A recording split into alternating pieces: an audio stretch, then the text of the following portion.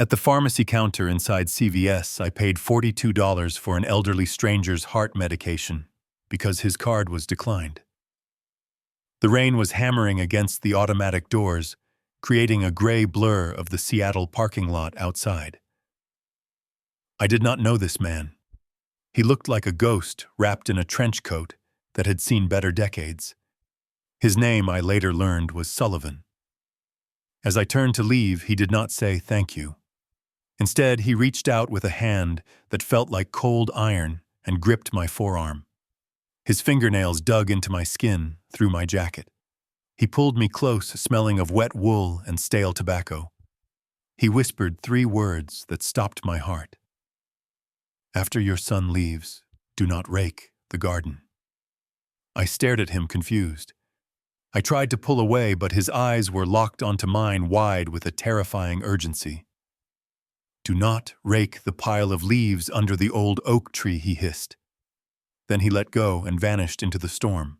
I stood there clutching my own prescription, wondering if he was senile. But I am a structural engineer.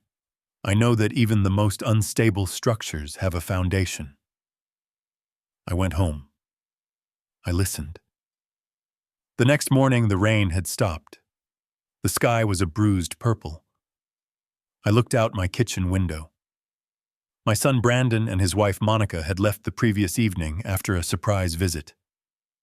In the center of the backyard, under the sprawling branches of the centenary oak, sat a massive, perfect mound of autumn leaves. It looked innocent. It looked like a chore waiting to be done.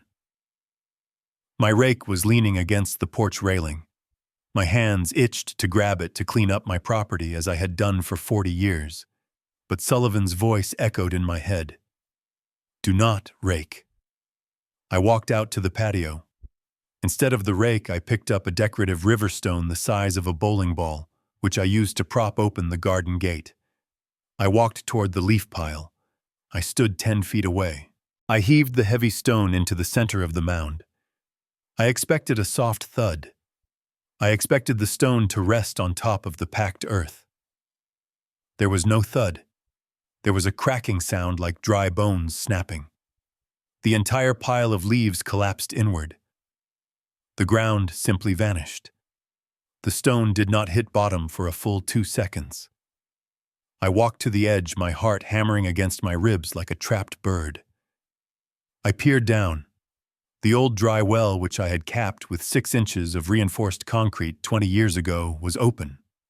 The concrete cap was gone. In its place, someone had laid a thin sheet of cardboard barely enough to hold the weight of dry leaves. And down in the darkness, 20 feet below, I saw the glint of sharpened steel rebar pointing upward. If I had stepped onto that pile to rake, I would have fallen. I would have been impaled. This was not a garden chore. This was an execution method. My knees gave way, and I sank to the wet grass. I realized then that the son I raised did not just want my house. He wanted me dead. Before I tell you how I survived the wolves living in my own guest room, tell me in the comments if you have ever realized that the people you love are the ones holding the knife. It started 8 weeks before the incident at the well. Silence is a heavy thing, but I had grown used to it. My wife passed away 5 years ago, and my son Brandon had not stepped foot in this house for 3 years. No calls on Christmas, no card on my birthday, just a void where family used to be. Then on a Tuesday, the phone rang. It was Brandon. His voice was bright, too bright, like a salesman trying to pitch a timeshare. He said he missed me. He said he and Monica wanted to come over for dinner. I am a logical man. I know that people do not change overnight without a catalyst, but I am also a father. The structural integrity of my logic had a weakness, and that weakness was the hope that my son had finally grown up. I said yes. They arrived in a leased BMW that cost more than my first house. Monica wore a dress that looked out of place in my dusty hallway, and Brandon wore a suit that was too tight across the shoulders. They brought lasagna from an expensive Italian deli and a bottle of wine. We sat at the mahogany dining table that my grandfather built. The conversation was like a bad play. They asked about my health. They asked about the roof. They asked about the plumbing. They did not ask about me. They were inspecting the asset. Monica smiled, but her eyes never crinkled at the corners. She touched my hand and said, "Wallace, this place is so big for one person. It must be exhausting to maintain. Have you ever thought about downsizing?" I cut a piece of lasagna and said, "I built the foundation of this house with my own hands, Monica. It will stand longer than I will." The visits became frequent. Every Sunday, then twice a week. They started bringing brochures for a place called Silver Horizon. It was a luxury assisted living facility. Monica left them on the coffee table, on the kitchen counter, even in the bathroom. "Look at the golf course, Wallace," she would say. "Look at the medical staff. You would never have to worry about a leaking pipe again." I told them I was fine. I told them I had my pension, my garden, and my solitude. But they were relentless. It was an erosion campaign. They were water and I was the rock. They were trying to wear me down. I started to notice things, small things. My bank statements on my desk had been moved. The spare key in the hallway drawer was turned the wrong way. I installed a small camera in the study, hidden inside a hollowed-out book on structural engineering. I felt paranoid. I felt like a traitor to my own blood.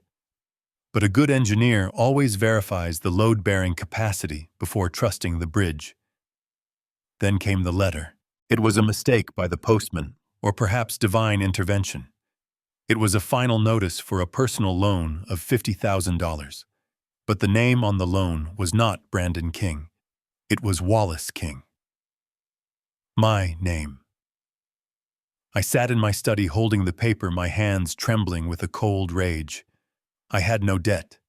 I owned this house outright. I owned my car. I had never borrowed a dime I could not pay back within the month. I looked at the signature at the bottom. It was a good forgery, but it lacked the sharp downstroke on the K that I had used since drafting blueprints in the 70s. They had used my identity. They had leveraged my credit. And they were defaulting. I waited for them that evening. When they walked in carrying bags of groceries like they lived here, I did not offer them a drink. I placed the letter on the center of the coffee table. The silence that followed was heavy enough to crush the furniture. Brandon picked it up. His face went pale, draining of color until he looked like wet dough. Monica did not flinch. She just crossed her arms and looked at me with a terrifying calmness. "Dad," Brandon stammered, "I can explain. It was just a bridge loan, an investment, crypto. It's going to bounce back. I just needed a little leverage." I stood up. I am 6'2". I may be 68, but I am not frail. I looked at my son and said, "You committed fraud. You stole my name. You put a lien on my credit." Brandon dropped to his knees. Literally dropped. He started crying, great heaving sobs that sounded practiced. "Dad, please. They'll kill me. I owe people. Bad people. I just need you to sign off on a home equity line of credit. Just $200,000. The house is worth $3 million. You won't even feel it." I looked at Monica. She wasn't crying. She was calculating.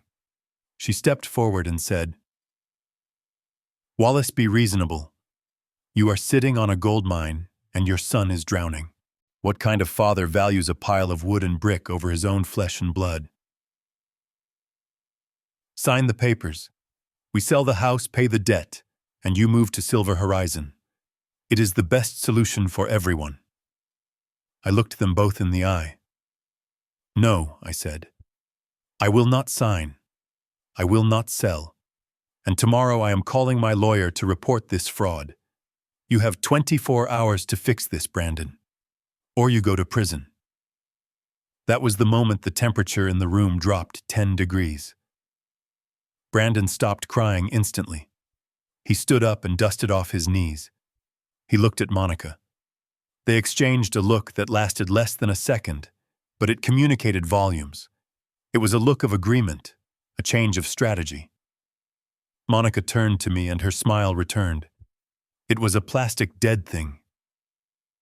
"You are right, Wallace," she said. "We are so stressed. We are not thinking clearly. Please don't call the lawyer yet. Give us a few days to sort it out. Let us make it up to you. Let us help you around the house this weekend. We can at least do the heavy lifting for you." I wanted to believe them. God help me, I wanted to believe that the threat of prison had scared them straight. I nodded. I told them to leave. That night, I locked my bedroom door for the first time in 40 years. 3 days later was the day of the pharmacy, the day of the rain. Brandon and Monica arrived early. They were dressed in work clothes. Brandon was overly energetic, almost manic. He said, "Dad, the storm blew leaves all over the yard. It's a mess. You stay inside. It's damp and cold. I'll take care of everything." Monica insisted on making me tea. She stood in the kitchen, blocking my view of the backyard window. She kept talking, filling the air with noise about recipes and weather, anything to keep my attention focused on her. I felt a headache coming on. My blood pressure was spiking. I told her I needed to go to the pharmacy to get my refill. Monica's eyes widened.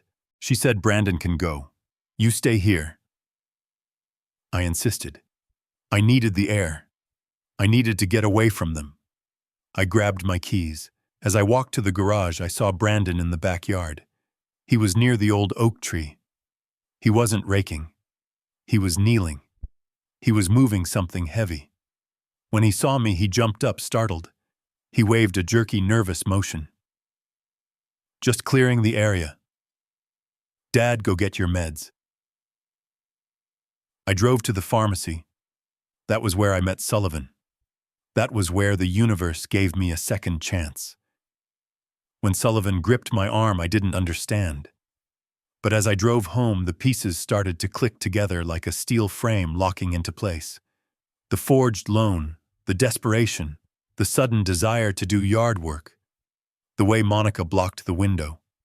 The way Brandon jumped when I saw him. When I returned from the pharmacy, the yard was immaculate, except for that one massive pile of leaves under the oak. Brandon met me at the door. He was sweating despite the cold. "All done, Dad," he said, panting. "I raked everything into one pile. It's heavy, wet leaves. Don't try to bag it yourself. I'll come back tomorrow and haul it away. But if you want to burn it or move it, just be careful. It's slippery out there." Monica chimed in, smiling. "You know how you are, Wallace. You always like to double-check Brandon's work. But please rest tonight. Your heart needs rest." They left quickly. Too quickly. They declined dinner. They practically ran to their car. I watched their taillights disappear down the driveway. I stood in the silent house. I looked at the tea Monica had made me. It was cold now. I poured it into the potted plant by the window. I do not know if it was poisoned, and at that moment it didn't matter. The real poison was the betrayal. I did not sleep that night. I sat in my chair by the window watching the leaf pile in the moonlight. It looked like a grave. In a way, it was intended to be. The next morning after the stone fell, and the earth swallowed it, I stood there for a long time. I realized the depth of their plan. It was elegant in its cruelty. An elderly man known to be stubborn about his garden slips on wet leaves and falls into an old well. A tragic accident. The house passes to the only heir. The insurance pays out double for accidental death. The debts are paid. The luxury life continues. I walked back into the house. My hands were steady now. The fear was gone, replaced by a cold, hard resolve. I went to the basement. I found a sheet of plywood and covered the hole again at covering the wood with dirt and leaves to make it look undisturbed. I reset the trap, but this time I was the one holding the trigger. I went to the phone. I did not call the police. Not yet. The police require evidence, and I needed more than a hole in the ground. I needed a confession. I picked up the receiver and dialed Brandon's number. It rang 4 times. "Hello?" Brandon's voice was tight. He was expecting a call from the coroner or the hospital. "Brandon," I said, making my voice sound weak and raspy. "I'm feeling a bit better this morning. The sun is coming out. I think I'm going to go out and finish those leaves. I hate leaving a mess in the yard." There was a silence on the other end, a silence so loud it screamed. Then I heard Monica's voice in the background, muffled but frantic. "Tell him yes, tell him to do it, no!" "Dad," Brandon said, his voice cracking. You should definitely get some fresh air. It's good for you. Just be careful near the oak tree. It's slippery." I smiled. It was not a nice smile. "Thanks, son," I said. "I'll go out there right now." I hung up. I had them. They had just confirmed the kill order. They were waiting for the news of my death. But they were going to be waiting a long time. I went to my study and unlocked the safe. I took out the blueprints of the house. I took out the deed. And then I took out a small leather-bound notebook where I kept the numbers of people I hadn't spoken to in years. I turned to the page marked Private Investigations. I dialed the number Sullivan had scribbled on the back of his pharmacy receipt, which he had slipped into my pocket when he grabbed my arm. "Mr. Sullivan," I said when he answered, "you were right about the leaves. Now tell me everything you know about the insurance policy." This was not just a family dispute anymore. This was war. And they had made a fatal error. They forgot that before I was an old man, I was an engineer. I know how to build things up, but I also know exactly how to tear them down. And I was going to dismantle their lives brick by brick. The physics of the trap were simple, but the execution was sophisticated. That is what chilled me more than the cold Seattle rain now beginning to drizzle against my neck. An accident is chaotic. Entropy is random. This was design. I stood at the edge of the void, where the solid earth should have been forcing my breathing to slow down. Panic is a luxury for people who do not understand how things are built, or in this case, how they are dismantled. I am a structural engineer. When a bridge fails, we do not scream. We inspect the wreckage. We find the stress fracture. We find the truth. I walked back to the garage, my boots heavy on the wet grass. I did not run. I moved with the methodical plodding of a man who has a job to do. I retrieved my heavy-duty flashlight, the long black maglite I used to keep in my truck for site inspections, and a pair of leather work gloves. I also grabbed a tape measure. It was instinct. You cannot understand the scope of a problem until you measure it. Returning to the oak tree, I approached the hole from the north side where the ground was reinforced by the large roots of the tree itself. The soil here was stable. I lay down on my stomach, spreading my legs wide to distribute my weight, treating the ground like a compromised deck. I clicked on the flashlight and aimed the beam into the throat of the earth. The first thing I analyzed was the cover mechanism. The original cap was a 3-inch slab of reinforced concrete that I had poured myself 20 years ago. It weighed nearly 80 pounds. It was gone. Not broken, not crumbled. Gone. That meant they had lifted it. It would have taken 2 people or one very desperate man with a crowbar. I scanned the perimeter of the hole. There in the mud about 4 feet away, hidden under a pile of uncut ferns, I saw the edge of the concrete slab. They had dragged it aside and camouflaged it. This confirmed premeditation. This wasn't a spur-of-the-moment decision made in a fit of rage. They had come prepared to do heavy lifting. I turned my attention back to the hole. The false cover that had collapsed under my stone was made of double-ply corrugated cardboard. I could see the torn edges hanging like rags around the rim of the well. It wasn't old, rotting cardboard. It was fresh, stiff. I leaned in closer, risking my balance. On one of the flaps, I saw a partial shipping label. It was cut off, but I could make out the logo of a high-end electronics store. They had bought a large appliance recently, maybe a television or a refrigerator, and they had saved the box. Not to recycle, but to murder. They had cut it into a perfect circle measuring the diameter of the well to the inch. They had placed it over the opening, probably reinforcing it, with a few twig supports, just strong enough to hold the leaves, but weak enough to give way under the weight of a human body. It was a classic tiger trap, the kind you read about in war novels. Then I aimed the light down into the darkness. The beam cut through the gloom, illuminating the damp brick walls of the well. It was about 20 feet deep. At the bottom, the stone I had thrown was resting in the mud. But it wasn't just mud down there. My heart stopped for a second, then started beating with a slow, heavy thud against my ribs. Rising out of the mud were 6 steel rods. Rebar. Number 4, rebar half-inch diameter. I know this steel. I have specified it in 1,000 blueprints to reinforce concrete columns. But these weren't structural. They had been cut at sharp 45-degree angles, turning the tips into spears. They were driven into the mud at the bottom of the well, pointing straight up. If I had fallen, the physics are undeniable. A body falling 20 feet accelerates to a velocity that would turn those steel rods into hypodermic needles. They would not have just broken my legs. They would have pierced my torso.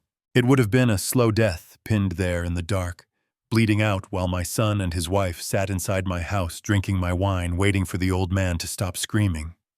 I studied the rebar. The cut ends were bright and shiny. No rust. That meant they were cut recently. Probably yesterday. They had brought bolt cutters or an angle grinder. I closed my eyes for a moment, visualizing Brandon, my son who used to faint at the sight of blood when he scraped his knee.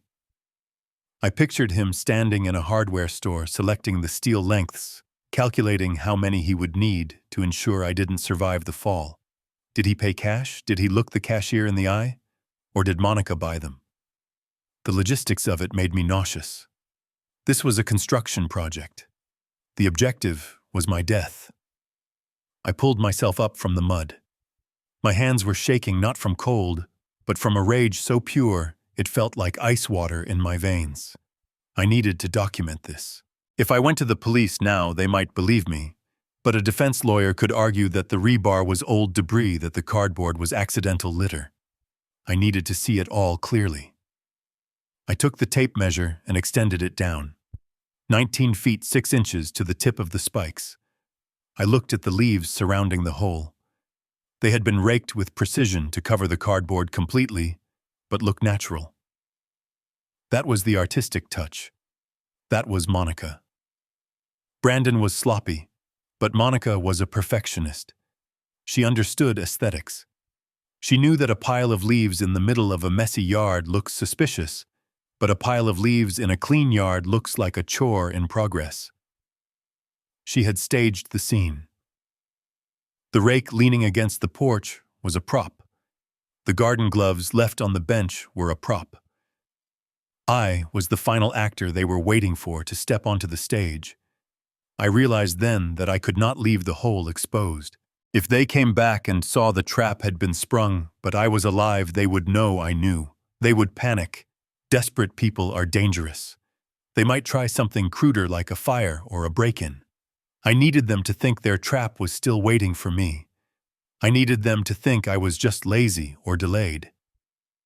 I went to the shed and found a sheet of half-inch plywood I had left over from repairing the roof. It was dark and weathered, perfect for camouflage. I carried it to the well. I placed it over the hole, covering the jagged cardboard and the deadly spikes below. It was solid. It would hold my weight. Then I began the meticulous work of recreating their lie. I gathered the wet leaves. I piled them back onto the plywood. I sculpted the mound until it looked exactly as it had 10 minutes ago. I worked for an hour, sweating in the cold mist. I was rebuilding the weapon they had designed to kill me. When I finished, I stepped back. It looked innocent, just a pile of autumn leaves under an old oak tree. A perfect picture of suburban peace. But underneath, the intent remained. I stripped off my muddy gloves and looked at my hands. They were the hands of a builder, a creator. Today, they had become the hands of a deceiver. I walked back to the house, wiping my boots carefully on the mat. I entered the kitchen, which was warm and smelled faintly of the lemon cleaner Monica had used yesterday to scrub away her fingerprints. I sat at the kitchen table and took out my notebook. I wrote down the date and time. I wrote down the dimensions of the hole, the brand of the cardboard, the number of spikes. I drew a diagram. The engineer in me found comfort in the data. The father in me was dying a slow death. I looked at the phone on the wall. I needed to make the call to Brandon. I needed to sound frail. I needed to sound like the victim they wanted me to be. But before that, I poured myself a glass of water. My hand gripped the glass so hard, I thought it might shatter. I drank it in one gulp. Then I picked up the receiver. The dial tone hummed in my ear, a monotonous flatline. I was about to initiate a demolition sequence, and my son was the condemned structure. I dialed the number. The receiver felt heavy in my hand, a relic of a time when communication had weight and courted permanence. I listened to the dial tone, a monotonous hum that seemed to vibrate through the bones of my wrist. I was about to perform the most difficult acting role of my life. I was not playing King Lear or Hamlet. I was playing the role of the oblivious, frail old man who was still useful only as a victim. I took a breath, holding it in my lungs until they burned, trying to force my heart rate down. If my voice shook, it had to sound like weakness, not rage. The phone rang once, twice. On the third ring, the line clicked open. "Hello?" Brandon's voice was sharp, breathless. It was not the casual greeting of a son. It was the desperate answer of a man waiting for a verdict. There was no background noise on his end. No TV, no traffic. They were sitting in silence, waiting for the phone to ring, praying that the voice on the other end would be a paramedic, a police officer, or a coroner.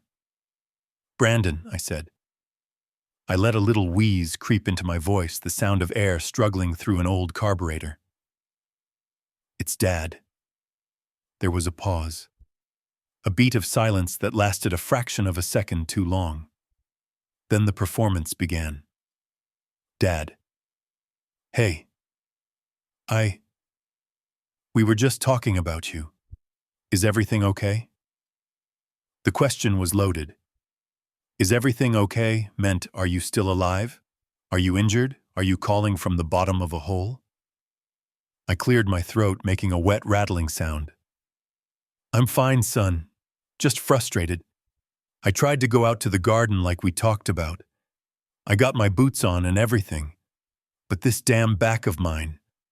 I tried to bend down to tie my laces and it just seized up on me, like a hot poker right in the lumbar. I can barely stand up straight." I waited. I needed to hear the reaction. I needed to confirm the hypothesis. "Oh," Brandon said. The word fell out of his mouth like a dropped stone. The disappointment was so palpable I could almost feel it coming through the wire. It wasn't concern. It wasn't sympathy. It was the deflation of a balloon. "You didn't go out. You didn't rake the leaves." "No," I said, leaning against the kitchen counter. My eyes fixed on the photograph of Brandon's college graduation hanging by the fridge. "I'm stuck inside today. I'm sitting here with a heating pad. I don't think I'll be able to get to that pile for a few days. Maybe next week. I said it deliberately.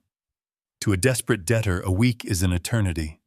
A week is 7 days of interest, 7 days of threats from loan sharks, 7 days of terror. Then I heard it. It was faint, but my hearing has always been sharp-tuned by years of listening for stress fractures in concrete and the groan of settling timber. It was Monica. She must have been pressing her ear against the other side of the phone. "For God's sake," she hissed. It was a whisper, violent and jagged. "He's useless. Even when he's trying to be helpful, he's useless." Brandon must have covered the mouthpiece because there was a muffled fumbling sound, a rustle of fabric, and a hushed, urgent exchange. I could not make out the words, but the tone was unmistakable.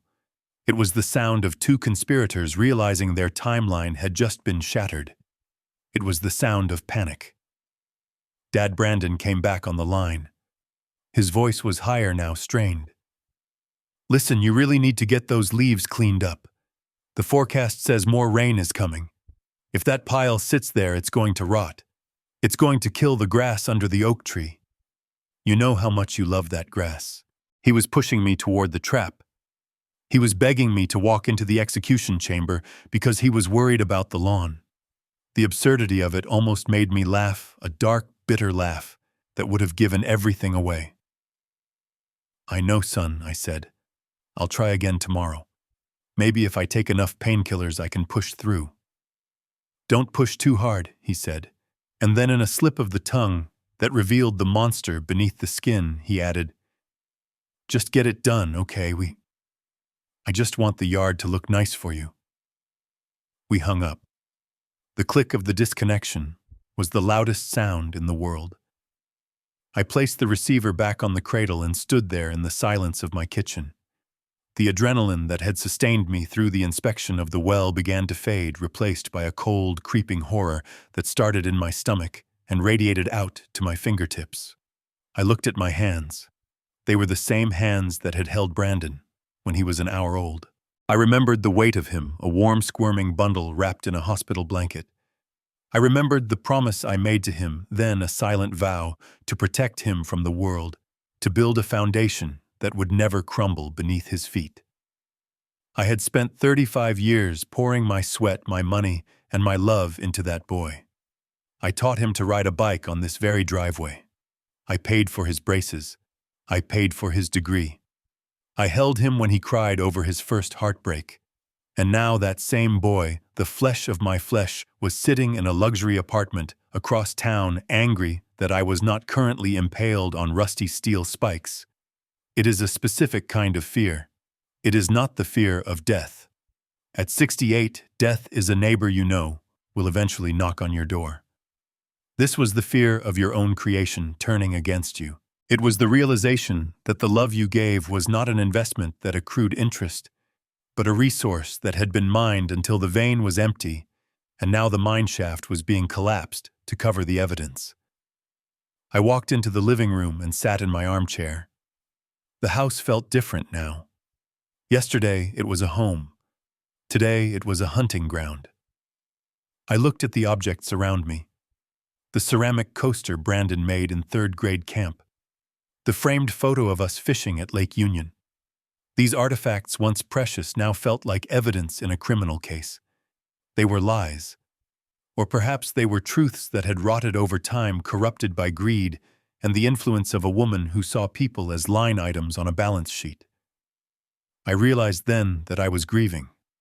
I was not grieving my own potential death. I was grieving the death of my son. The man who existed in my head, the Brandon I thought I knew, did not exist.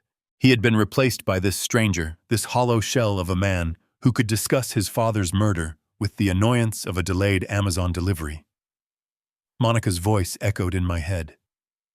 He is useless. That was their truth. I was an asset that had ceased to yield dividends. I was a structural liability. And in the world of engineering, when a structure becomes a liability, you condemn it. You demolish it. But they had made a miscalculation. They assumed the building was empty. They assumed the foundation was weak. They forgot that I was the one who poured the concrete. I sat there as the afternoon light faded into gray evening, and I let the fear harden into something else. I let it calcify into resolve. I was not going to be the victim in their tragedy. I was going to be the architect of their downfall. I stood up. My back did not hurt. My heart was steady. I went to the window and looked out at the garden one last time. The pile of leaves was barely visible in the twilight. It waited there, a silent testament to their intent. Tomorrow I would not be the old man with the bad back. Tomorrow I would meet with Sullivan. Tomorrow I would start digging my own tunnels, and I would make sure that when the ground finally collapsed, I wouldn't be the one falling. I went to the kitchen drawer and took out a fresh battery for the voice recorder. I checked the tape. I checked the levels. I was done being a father. Now I was a witness for the prosecution. The silence in the house after I hung up the phone with Brandon was heavier than the concrete foundations I used to pour. I sat in the dark living room watching the headlights of passing cars sweep across the ceiling like searchlights. I was waiting. Sullivan had said he would come after dark, and for a man who looked like he lived in the shadows, I knew he would be punctual. At 9:15, there was no doorbell, just a rhythmic heavy knock on the back porch door. It was the knock of a man who knows how to enter a place unseen. I unlocked the deadbolt and opened the door. The night air was wet and smelled of pine needles and impending frost. Sullivan stood there, water dripping from the brim of a hat that went out of style in the 50s. He didn't smile. He didn't offer a greeting. He simply stepped inside, wiping his muddy boots on the mat with a surprising amount of respect for my floors. I led him to the study, the only room in the house where I felt I could still think clearly. I offered him a drink. He asked for whiskey neat. I poured 2 glasses. My hand was steady, but my soul was vibrating with a frequency that felt dangerous. Sullivan took a sip, his eyes scanning the room, taking in the shelves of engineering books, the framed degrees, the life of a man who built things to last. He placed the glass down on a coaster and reached into his coat pocket. He pulled out a thick manila envelope. It was battered, stained with coffee rings, and rain looking exactly like the man who carried it. He slid it across the mahogany desk. The sound of paper sliding on wood was the only noise in the room. "Before you open that," Sullivan said, his voice like gravel grinding in a mixer, "you need to understand who I am. I am not a police officer. I am not a friend of the family. I am a private investigator contracted by the Zenith Mutual Insurance Group. My job is usually boring. I catch people faking back injuries to get workers' compensation. I catch husbands hiding assets during divorces. But 3 weeks ago, a flag went up in our system that made my stomach turn." I stared at the envelope. "What kind of flag?" I asked. "A $5 million flag," Sullivan replied. He leaned forward, the shadows from the desk lamp cutting across his face, making him look like a gargoyle. "Your son, Brandon King, purchased a term life insurance policy on you. The beneficiary is him. The secondary beneficiary is his wife, Monica." I felt the air leave my lungs. $5 million. That was the price tag they had put on my head. But why, I asked, forcing the logic to override the pain. "I have assets. The house is worth 3. My savings are substantial." "Why insurance?" "Because assets take time to liquidate." Sullivan explained, his voice devoid of pity. "Probate court takes months. Selling a house takes inspections, negotiations, closings. Your son is in debt to people who do not have patience. They do not want a house. They want cash, and they want it yesterday. But here is the kicker, Mr. King. Here is why I am sitting in your study drinking your whiskey instead of watching baseball. The policy has a double indemnity clause." I knew what that meant, but I needed to hear him say it. "If you die of natural causes, a heart attack or a stroke, the policy pays out $2 million, Sullivan said. "But if you die of an accidental death, a fall, a fire, a drowning, it pays out double. $5 million, tax-free. Immediate payout pending a coroner's report ruling it an accident." The room seemed to spin. The well, the leaves, the rebar. It wasn't just murder. It was a business transaction optimized for maximum return on investment. They didn't just want me dead. They needed me to die violently. They needed my body to be broken so their bank account could be whole. The cruelty of it was mathematical. I opened the envelope. My fingers felt numb. Inside were photographs. Grainy, high contrast, taken with a long-range lens. The first one showed Brandon standing in the parking lot of a Home Depot. He was looking over his shoulder, his face pale and sweaty. He looked like a child trying to steal candy, except the stakes were lethal. In his hands, he carried a bundle of steel rods. Rebar. I recognized the gauge immediately.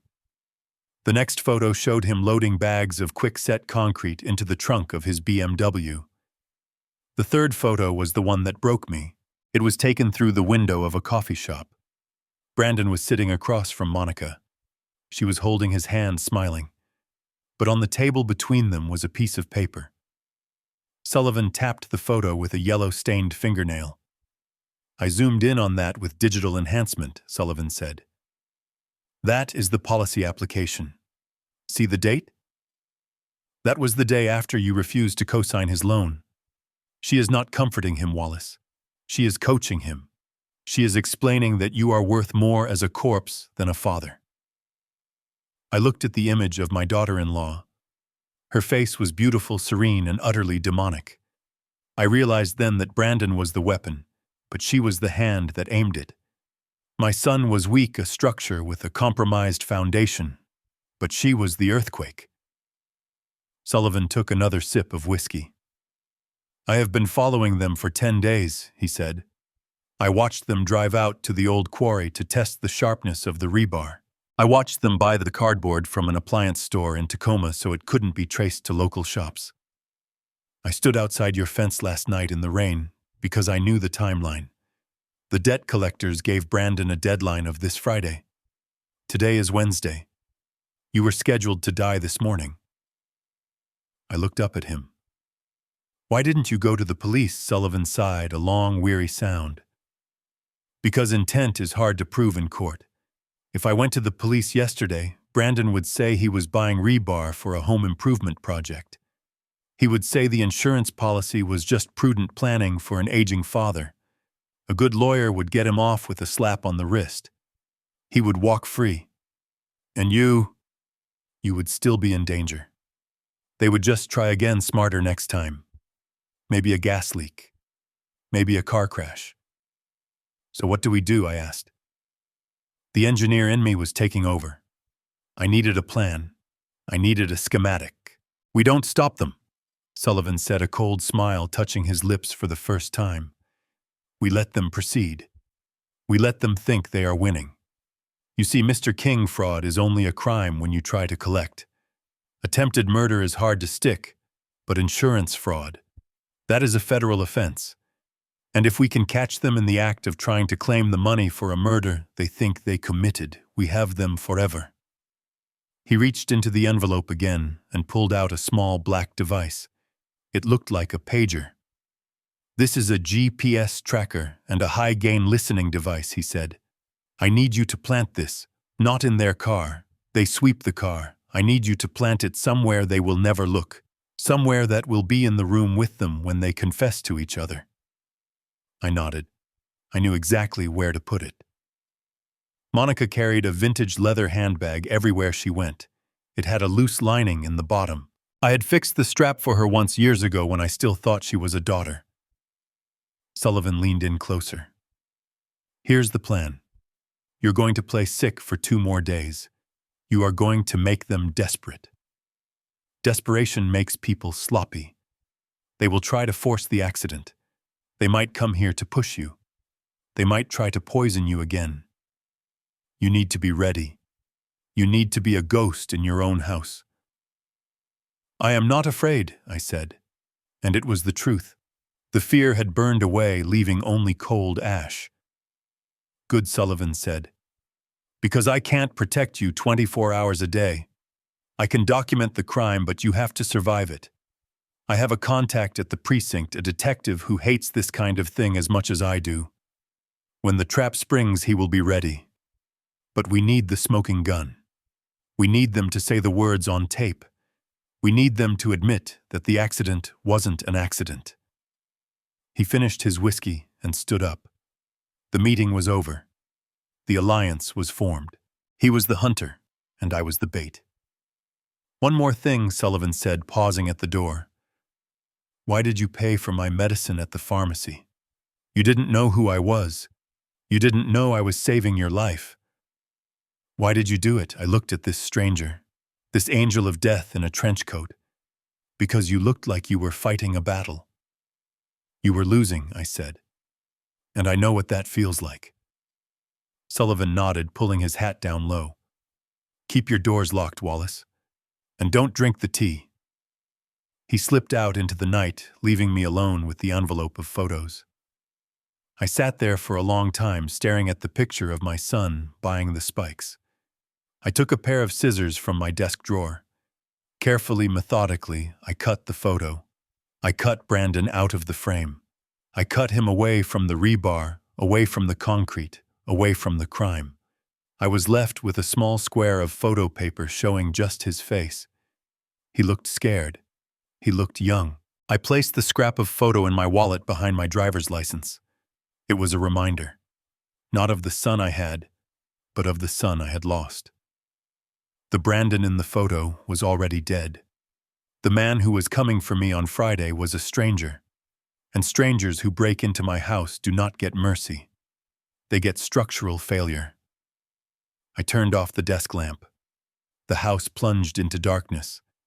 I did not go to bed. I went to the basement workshop. I had work to do. If they wanted an accident, I would give them a masterpiece of engineering. I would turn this house into a machine and I would be the operator. The siege had begun. Thanksgiving arrived not with the warmth of family, but with the cold, damp chill of a Seattle storm and the metallic taste of adrenaline in my mouth. It is a holiday designed for gratitude, but in my house it had become a stage for the final act of a tragedy. I unlocked the front door at noon. Brandon and Monica stood there shaking off their umbrellas. They held a 20-pound turkey and a bag of expensive wine props for the performance they were about to give. Brandon looked thinner. His eyes were darting around the porch, checking for cameras, checking for neighbors, checking for anything that might witness what they planned to do. Monica, however, was radiant. She wore a cashmere sweater and a smile that didn't reach her eyes. It was the smile of a predator who knows the prey is cornered. "Happy Thanksgiving." "Wallace," she said, leaning in to kiss my cheek. Her perfume was overpowering, a floral scent meant to mask the rot beneath. I played my part. I leaned heavily on my cane, a prop I had bought at the pharmacy along with the heating pads. I flinched as if my back was in spasms. "Come in," I wheezed. "I am afraid I won't be much help in the kitchen today. This pain is unbearable." "Perfect," Monica said, and then she caught herself. "I mean, you should rest. We want to spoil you. You just sit in your chair and let us take care of everything." They moved into the kitchen like an occupying army. I retreated to my armchair in the living room, which offered a direct line of sight to the kitchen island. I had positioned the chair carefully that morning, adjusting the angle so that the reflection in the glass of the china cabinet gave me a view of the blind spots the kitchen counter usually hid. I wasn't just an old man watching television, I was a surveillance operator. The sounds of cooking began. The chopping of celery, the clattering of pans. Domestic sounds that should have been comforting, but now sounded like the sharpening of knives. Brandon was tasked with peeling potatoes. I watched him. His hands were shaking. He dropped the peeler twice. He was drinking wine, already filling his glass to the brim. He was trying to drown his conscience. Monica, on the other hand, was precise. She moved with efficiency. She didn't drink. She needed steady hands. I closed my eyes and listened to their whispers. The acoustics of my house carry sound well. I designed the open floor plan myself. "Is he asleep?" Brandon hissed. "Keep your voice down," Monica snapped. "Just focus on the potatoes. We need this to look normal. If the paramedics come later, there needs to be a half-eaten dinner on the table. It sells the narrative." I gripped the armrest of my chair. Paramedics. Later. The timeline was set. They weren't planning on me surviving dessert. After an hour, the smell of roasting turkey filled the house. It made me nauseous. Monica walked into the living room, wiping her hands on a dish towel. "Wallace," she said, her voice dripping with synthetic sweetness. "It's time for your afternoon medication. You don't want to miss a dose with all this excitement." I looked at the clock. It was 2 p.m. She was right. It was time for my heart medication, a beta blocker that kept my rhythm steady. If I missed it, I would get dizzy. If I took the wrong thing, well, that was the plan. "I'm out of water here," I said, lifting my empty glass. "I'll get it," she said. I'll bring your pill organizer too. She went back to the kitchen. I shifted my gaze to the china cabinet. The glass was dark, reflecting the kitchen behind me. I saw Monica go to the counter where I kept my weekly pill sorter. It was a plastic box with days of the week marked in bold letters. Thursday was full. She stood with her back to the living room, blocking my direct view. She thought she was hidden, but in the reflection, I saw her reach into her pocket. She pulled out a small white bottle. It wasn't my prescription. It was something she had brought. She opened my pill sorter. Her fingers moved with the dexterity of a magician. She plucked out the small blue pill, my beta blocker. She dropped it into her pocket. Then she shook 2 pills from her own bottle into the Thursday slot. They were blue. They were small. To the naked eye, they looked identical. But I knew what they were. Sullivan had warned me. Ephedrine. High-dose stimulant. If a man with a heart condition takes those, his heart rate spikes. The rhythm becomes chaotic. It mimics a massive heart attack. She snapped the lid of the pill sorter shut. She put the water glass on the tray. Then she paused. She took a deep breath, composing her face, resetting the mask. She turned around and walked back toward me. "Here we go," she said, placing the tray on the side table. "Dr. Wallace's orders." I looked at the pill sorter. I looked at the deadly little blue spheres sitting in the Thursday compartment. They were death in tablet form. "Thank you, Monica," I said. "You are too good to me." I picked up the water. I picked up the pills. This was the moment of truth. If I didn't take them, she would be suspicious. If I did take them, I would die. I needed a distraction. "Oh, damn it!" I exclaimed, patting my pockets. "My reading glasses. I left them in the bedroom. I can't read the label on this new bottle the doctor gave me." "Brandon, can you grab them?" Brandon looked up from the sink, startled. Sure. Where are they?" "On the nightstand," I said. Brandon wiped his hands and headed for the stairs. Monica watched him go, annoyed by the delay. Her eyes were fixed on my hand holding the pills. She was hungry for the swallow. As soon as Brandon turned the corner and his footsteps thundered on the stairs, I coughed. A loud hacking cough that forced me to cover my mouth with a napkin. In that split second, hidden behind the white linen, I spat the pills into the napkin and palmed 2 harmless mints I had kept in my pocket all morning. I had shaped them to look like pills.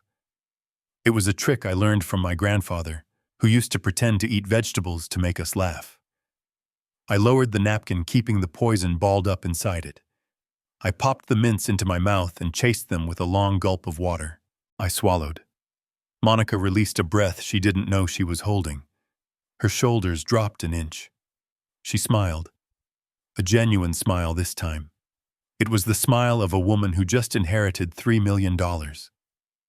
"Good," she said. "Now we can eat." Brandon came back down with the glasses. I put them on. We moved to the dining table. The turkey sat in the center, golden and glistening. It looked like a Norman Rockwell painting if Rockwell painted crime scenes. "Shall we say grace?" Monica asked. I nodded. I bowed my head. They bowed theirs. I am thankful Monica began for family, for second chances, and for the legacy that Wallace has built for us. We promised to take care of it. I opened my eyes. I looked at the top of her head. "You have no idea," I thought. "Amen," Brandon mumbled. We began to eat. The food tasted like ash. Every click of the silverware on the china sounded like a gunshot. I chewed slowly, watching them. I was waiting for the pills to kick in. Or rather, I was waiting for them to start wondering why the pills hadn't kicked in yet. Ephedrine takes about 20 minutes to absorb. 20 minutes. I checked my watch. "So Dad," Brandon said, cutting his meat with too much force. "Have you thought any more about Silver Horizon? Monica says they have a vacancy opening up next week. It would be good timing." "I'm considering it," I said. "Especially with my health. I've been feeling strange lately." Monica's head snapped up. Strange how, just palpitations, I lied, a fluttering in my chest. Even now. I saw them exchange a look. It was happening. They thought the poison was working. Maybe it's just indigestion, Monica said, leaning forward. Or maybe it's the excitement. You should eat. Keep your strength up. I ate a few more bites. Then I dropped my fork. It clattered loudly onto the plate. I brought my hand to my chest. I let out a groan. Dad Brandon stood up his chair, scraping back. My chest, I gasped. It feels tight. This was the test. A loving son would run for the phone. A loving son would scream for help. Brandon just stood there. He looked at Monica. Monica didn't move. She sat perfectly still, holding her wine glass. Her eyes were cold, calculating timing the event. Sit down, Brandon, she said calmly. He's just having a spell. Give him a minute. You don't want to overreact. But he looks bad, Brandon whispered. He's fine, she said. Just let it pass. I slumped in my chair, letting my breathing become ragged. I watched my son. I begged him with my eyes to be a man, to be a human being. I saw the conflict in his face. I saw the fear. But mostly, I saw the greed. He sat back down. He picked up his wine glass. He looked away. That was the moment my heart actually broke. Not from poison, but from the crushing weight of the truth. My son was gone. The man sitting across from me was just an accomplice. I let the silence stretch for a full minute. I let them believe I was dying. I let them savor their victory. And then I sat up straight. I took a deep breath. I picked up my fork. Actually, I said, my voice strong and clear. It passed. It must have been just gas. This turkey is a little dry, Monica. The color drained from Monica's face so fast, it was like a shade being pulled down. She stared at me. She stared at my chest, expecting to see a heart exploding. Instead, she saw me cutting a piece of meat. You're okay, she stammered. Never better, I said. In fact, I feel energized. I took a bite of turkey. I chewed. I swallowed. I smiled at her. The rest of the meal was conducted in a silence so profound, it felt like we were underwater. Monica didn't eat. She just watched me, confusion warring with panic in her eyes. She couldn't understand. She had seen me take the pills. The math wasn't working. The structure wasn't collapsing. I finished my meal. I wiped my mouth. That was delicious, I said. Now, if you'll excuse me, I'm going to go to the garage. I need to check the air pressure in the tires. I want to be ready for next week. I stood up and walked out. I didn't go to the garage. I went to the car Brandon had parked in the driveway. I had the spare key. I unlocked it silently. I reached under the driver's seat and planted the small black box Sullivan had given me. The recorder. I locked the car. I went back inside. They were already packing up. They wanted to leave. They needed to regroup. They needed to scream at each other in the safety of their vehicle. I stood on the porch and waved goodbye. Drive safe, I called out. I watched them pull away. I watched the car disappear around the bend. And I knew that in about 5 minutes, that little black box was going to record the evidence that would put them behind bars for 20 years. I went back inside. I took the napkin from my pocket. I unfolded it. The 2 blue pills sat there, innocent and deadly. I walked to the toilet and flushed them away. Happy Thanksgiving, I whispered to the empty house. Then I went to the kitchen and threw the rest of the turkey in the trash. I had lost my appetite. The reflection in the glass of the mahogany china cabinet was dark and distorted, but it was clear enough to serve as a witness to the crime. I sat in my armchair, feigning exhaustion, my head resting back against the cushion, my eyes narrowed to slits. From this angle, the kitchen island was a stage and Monica was the lead actress in a play about patricide. She stood with her back to me, believing that her body blocked my line of sight. She believed that an old man tired and medicated would not be paying attention to the small, precise movements of her hands. She was wrong. An engineer notices everything. We notice the hairline crack in the concrete before the bridge falls. We notice the slight vibration in the steel before the bolt shears. And I noticed the small white bottle she slipped from the pocket of her cardigan. I watched my breath held tight in my chest as she reached for my weekly pill organizer.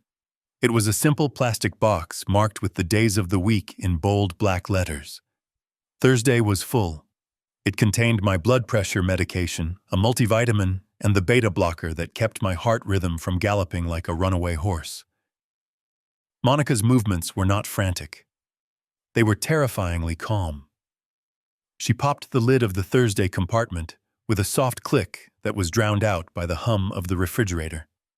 With her thumb and forefinger, she plucked out the small, round blue pill. That was the atenolol. It was the shield that protected my heart. She dropped it into her pocket. Then she uncapped the white bottle she had brought. She shook 2 pills into her palm. They were blue. They were round. To a casual observer, to a son who wasn't looking, or to a coroner examining the stomach contents.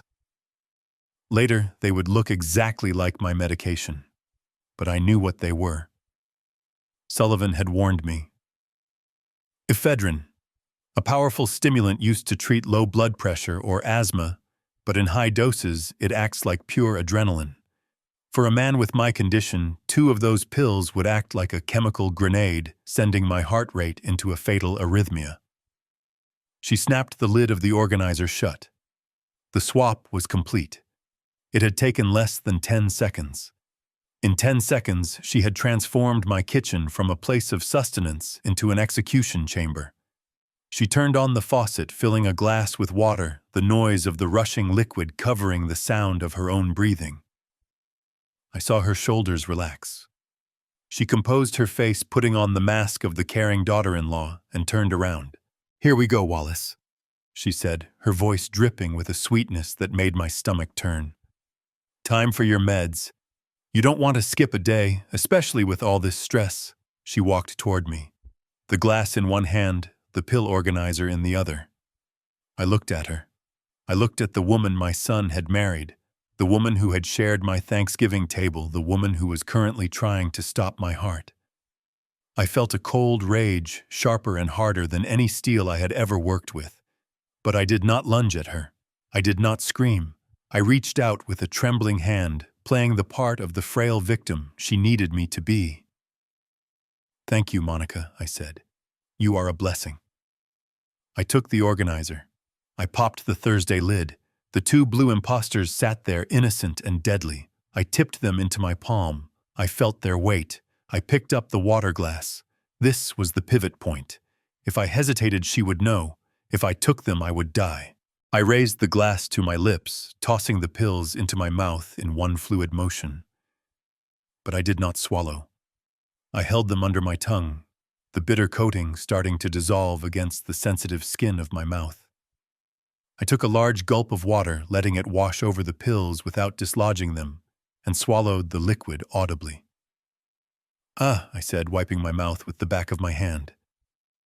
That went down the wrong pipe. I started to cough. It was a wet, hacking cough that shook my entire frame. I grabbed the linen napkin from the side table, burying my face in it, doubling over as if struggling for air.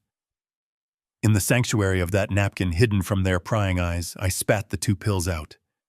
My hand moved with the speed of a magician, folding the napkin over the pills, balling it up tight, and shoving it deep into the pocket of my cardigan. In the same motion, I retrieved 2 Tic Tac mints I had prepared earlier, worn down to look like tablets. I popped them into my mouth and swallowed them for real.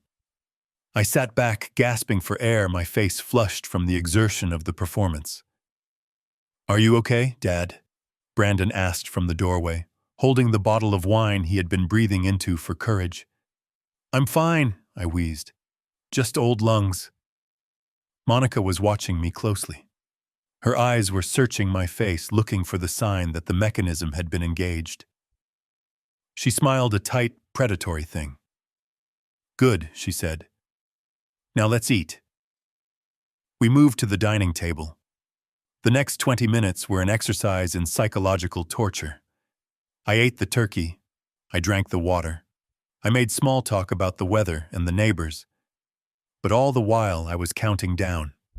Ephedrine takes about 20 to 30 minutes to kick in. I needed to wait exactly that long. I needed the timing to be perfect. I watched Brandon. He was drinking heavily. He wouldn't look me in the eye. He kept staring at his plate, pushing the mashed potatoes around like mortar. He knew. Maybe he didn't know the exact chemistry, but he knew that today was the day. He knew that the inheritance was coming.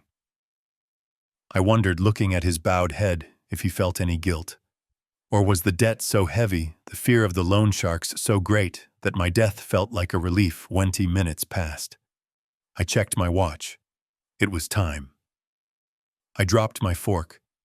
It hit the china plate with a loud clatter that silenced the room. I brought my hand to my chest, gripping the fabric of my shirt over my heart. I let out a low, guttural groan. Wallace, Monica asked, her voice feigning concern, but her eyes lighting up with anticipation. I don't feel right, I gasped. My heart. It's racing. I squeezed my eyes shut, grimacing. I slumped forward, my chest hitting the edge of the table. I knocked over my water glass. The cold liquid spilled across the tablecloth, soaking into the fabric, dripping onto the floor. Dad Brandon stood up his chair, scraping violently against the hardwood. Dad. I looked up at him. I made sure my eyes were wide, filled with panic. Help me, I whispered. Brandon. Help. This was it. This was the test. A stranger would call 911. A neighbor would call 911.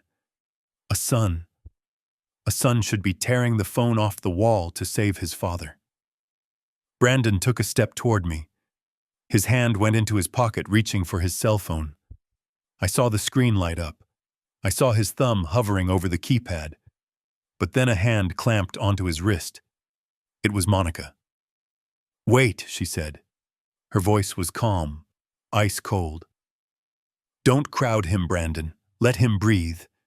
He's having a heart attack, Mon. Brandon yelled, panic rising in his voice. We need to call. No, Monica said. She didn't shout. She just squeezed his wrist harder, digging her nails in. Look at him. It's just a spell.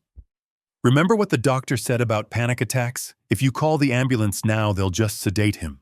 Just wait. Give it a minute. Brandon looked at me. I was gasping, clutching my chest, sliding out of my chair onto the floor. I lay on the rug, looking up at them. From this angle, they looked like giants. They looked like gods deciding the fate of a mortal. Brandon, I choked out. Please. Call. My son looked at his phone. Then he looked at his wife. Monica stared back at him, her eyes hard and unyielding. She was silently reminding him of the debt. She was reminding him of the $5 million. She was telling him that this was the only way out. 1 second passed, 2 seconds, 3. The silence in the room was deafening. It was the sound of a moral foundation collapsing. It was the sound of my son choosing money over my life. Brandon slowly lowered the phone. The light on the screen went out. He stepped back. He turned his face away, unable to watch me die. I'm sorry, Dad, he whispered. Just let go. Cruelty is not always a shout. Sometimes it is a whisper. Sometimes it is inaction. That moment lying on the rug was the most painful moment of my life.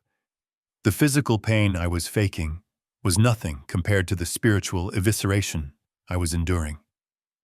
My son had just killed me. In his heart, he had already buried me. I lay there for another minute, letting the horror of it sink in. I let them believe it was over. I watched Monica smirk a triumphant curl of her lips as she watched the life supposedly drained from my eyes. She thought she had won. She thought the check was in the mail. And then I stopped gasping. I let my breathing even out. I uncurled my body. I sat up. I adjusted my collar. I brushed a crumb off my sweater. I looked at them. Brandon turned back, confused. Monica's smile faltered. "Dad?" Brandon asked, his voice trembling. I stood up. I didn't need the table for support. I stood tall, my full 6 feet 2 inches looming over them. "You know," I said, my voice steady and devoid of the wheeze I had been affecting for weeks. It passed. Monica stepped back, hitting the sideboard. What, she stammered. "But you—" "It must have been indigestion," I said, staring straight into her eyes. "Or maybe it was the mints I ate before dinner. They can be quite strong." I reached into my pocket and pulled out the napkin. I unfolded it slowly, revealing the 2 blue pills still intact, slightly dissolved but unmistakably unswallowed. I held them up between 2 fingers. "You really should be more careful with your medication, Monica," I said. "These don't look like vitamins." The color drained from her face so completely, she looked like a corpse. Brandon made a sound like a wounded animal. I walked past them. I walked to the kitchen sink and dropped the pills into the garbage disposal. I flipped the switch. The machine roared, grinding the poison into dust. I turned off the disposal. The silence returned. "I think I'll skip dessert," I said. I walked out of the room, leaving them standing in the wreckage of their failed murder plot. I had my answer. I had my evidence. And now the gloves were off.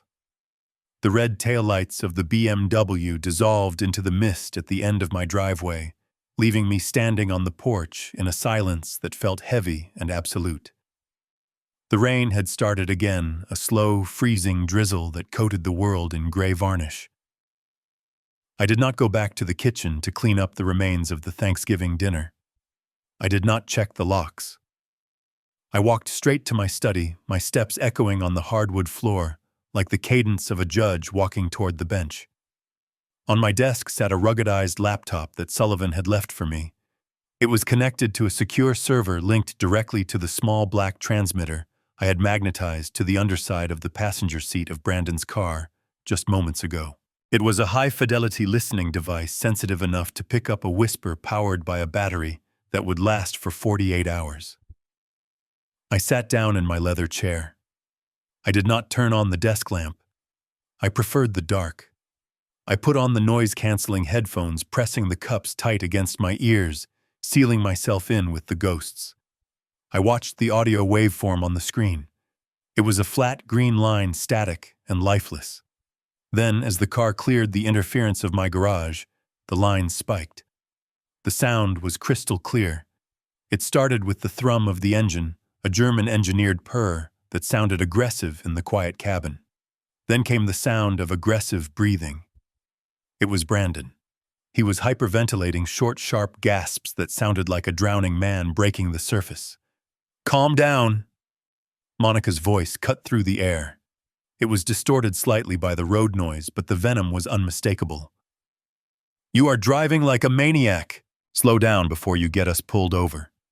The last thing we need is a cop looking in the trunk and seeing the shovel." I froze. A shovel. They had brought a shovel. They hadn't just planned to kill me. They had planned to bury me. Or perhaps they planned to bury the evidence. The realization made my skin crawl, but I forced myself to keep listening. "I can't calm down," Brandon shouted. He slammed his hand against the steering wheel. The dull thud echoed in my ears. "Did you see him? Did you see his eyes?" He looked fine. He took the pills. Monday. I watched him put them in his mouth. 2 of them. That dose should have stopped a horse. Why is he still walking? Why is he eating turkey? Maybe they were expired, Monica hissed. Or maybe you bought the wrong thing. I told you to get the liquid concentrate, but you insisted on the pills because they were cheaper. You are always so cheap, Brandon. Even when it comes to murder. No, Brandon argued, his voice cracking. It was the right stuff. Maybe he has a tolerance. Maybe his heart is stronger than we thought. God, what are we going to do? It's Thursday. The deadline is tomorrow at noon. The deadline. Sullivan was right. I leaned closer to the screen, staring at the jagged green lines that represented the voices of my family plotting my extinction. We are going to stick to the plan, Monica said. Her voice was terrifyingly steady. If the chemical route failed, we go back to kinetics. We go back to the accident. We can't. Brandon screamed. He knows something. Did you hear him talk about the mints he was taunting us? I think he knows. He doesn't know anything, Monica snapped. He is a senile old man who got lucky. He thinks he had indigestion. Don't give him so much credit. He is a retired engineer, not Sherlock Holmes. Listen to me. We don't have a choice. Do you want to call Yuri and tell him we don't have the money? Do you want to explain to the Russians that your daddy didn't die on schedule? The name hung in the air. Yuri. The Russians. The abstract concept of debt suddenly solidified into a very specific, very violent reality. They'll kill me, Brandon whimpered. He sounded 5 years old again, crying because he broke a window. But this time the glass couldn't be fixed. They said they'd take my fingers first. Then they'd come for you. They won't touch me, Monica said, her voice dropping an octave. Because you are going to fix this. Tonight. We are going to drive around the block. We are going to wait until his lights go out. Then we are coming back. Tonight, Brandon asked. Tonight, Monica confirmed. We have the key. We have the code to the alarm unless he changed it, which I doubt. We go in. We use the pillow. It's cleaner. We say he died in his sleep. The autopsy will show he had heart disease anyway. It's a natural progression. Use the pillow. I took the headphones off. I placed them gently on the desk. My hands were trembling so violently that I knocked a pen onto the floor. I couldn't breathe. The air in the study felt thin, as if the oxygen had been sucked out by the vacuum of their cruelty. I had prepared for this. I had intellectualized it. I had told myself that they were desperate, that they were greedy.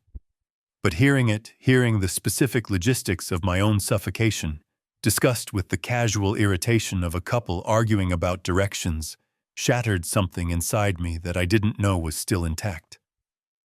I bent forward, burying my face in my hands. A sound escaped my throat, a dry, ragged sob that sounded like wood splitting. This was my son. This was the boy I had carried on my shoulders at the zoo. This was the boy whose scrapes I had bandaged. I remembered teaching him to drive in the high school parking lot, his hands gripping the wheel with white knuckles, terrified of hitting a cone. I had told him then, trust the car, Brandon. Trust yourself. Now that same boy was driving a car I had helped him buy, plotting to hold a pillow over my face until I stopped struggling. The grief was a physical blow. It felt like a steel beam swinging into my chest. I wept. I wept for the memories that were now polluted.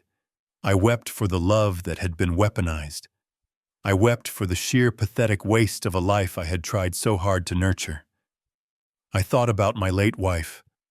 I thanked God she wasn't here to hear this. I thanked God she died believing her son was a good man.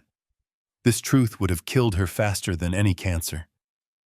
But then, as the tears dripped onto the mahogany desk, something else began to rise. It was the cold, hard logic that had defined my career. In engineering, when a structure fails, you do not mourn the materials. You analyze the failure. You clear the debris, and you rebuild or you condemn. My son was a failed structure. The rot was deep. It wasn't just Monica. She was the stressor, yes, but the structural weakness was in him. He had chosen the easy path. He had chosen greed. He had chosen to save his own skin by flaying mine. He was willing to murder the man who gave him life just to keep his fingers. I wiped my face with my sleeve. I looked at the laptop screen. The recording was still running, capturing the silence of their drive, the turn signal clicking as they circled back. They were coming back. Tonight. The tears stopped. My breathing slowed. The father in me retreated into a dark corner of my mind, curling up to die. The engineer stepped forward. I put the headphones back on. I saved the recording. I made a backup copy and uploaded it to the cloud server Sullivan had set up. This was the ironclad evidence. This was the smoking gun, conspiracy to commit murder, premeditation, the involvement of organized crime. It was all there. I had enough to send them to prison for the rest of their natural lives. But prison was too safe. Prison was a structure provided by the state. They were coming to my house. They were coming to my territory. And they were bringing a shovel. I checked the time. It was 8 p.m. If they were circling back, waiting for the lights to go out, I had about 2 hours. 2 hours to prepare the final inspection. I stood up.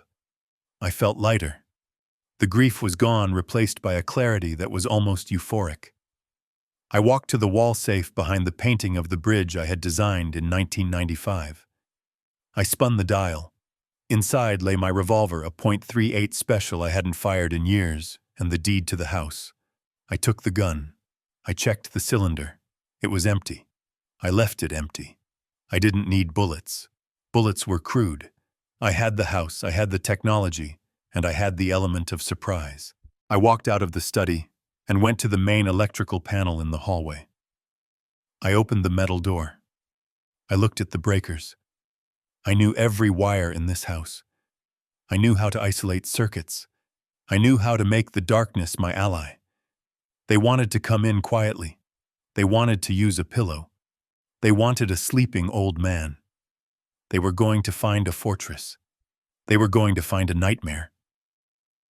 I went to the kitchen and retrieved the shovel from the garage, my shovel. I placed it in the center of the living room, leaning against my armchair. A message. I know. Then I sat down to wait. I turned off the lights, plunging the house into shadow. I watched the rain streak against the windows. I was not afraid of the Russians. I was not afraid of the debt. I was not afraid of my son. I was the foundation. And tonight, the foundation was going to bury the rot. The next morning, the rain had stopped, leaving Seattle scrubbed clean and gray. I told Brandon I was going to the hardware store to buy a new rake, a lie that was mundane enough to be invisible. Instead, I drove to a brick building in Pioneer Square, the law offices of Ross and Associates. Samuel Ross has been my lawyer for 30 years. He handled the purchase of my land, the patent for my foundation piling system, and the probate when my wife died. He is a man who believes in the sanctity of a contract above all else. When I walked into his office, shaking the dampness from my coat, he looked up with a smile that faded the moment he saw my eyes. He didn't ask how I was. He asked who he needed to sue. I sat in the leather chair opposite his desk and told him everything. I told him about the well, the rebar, the pills, and the recording. Samuel is a professional.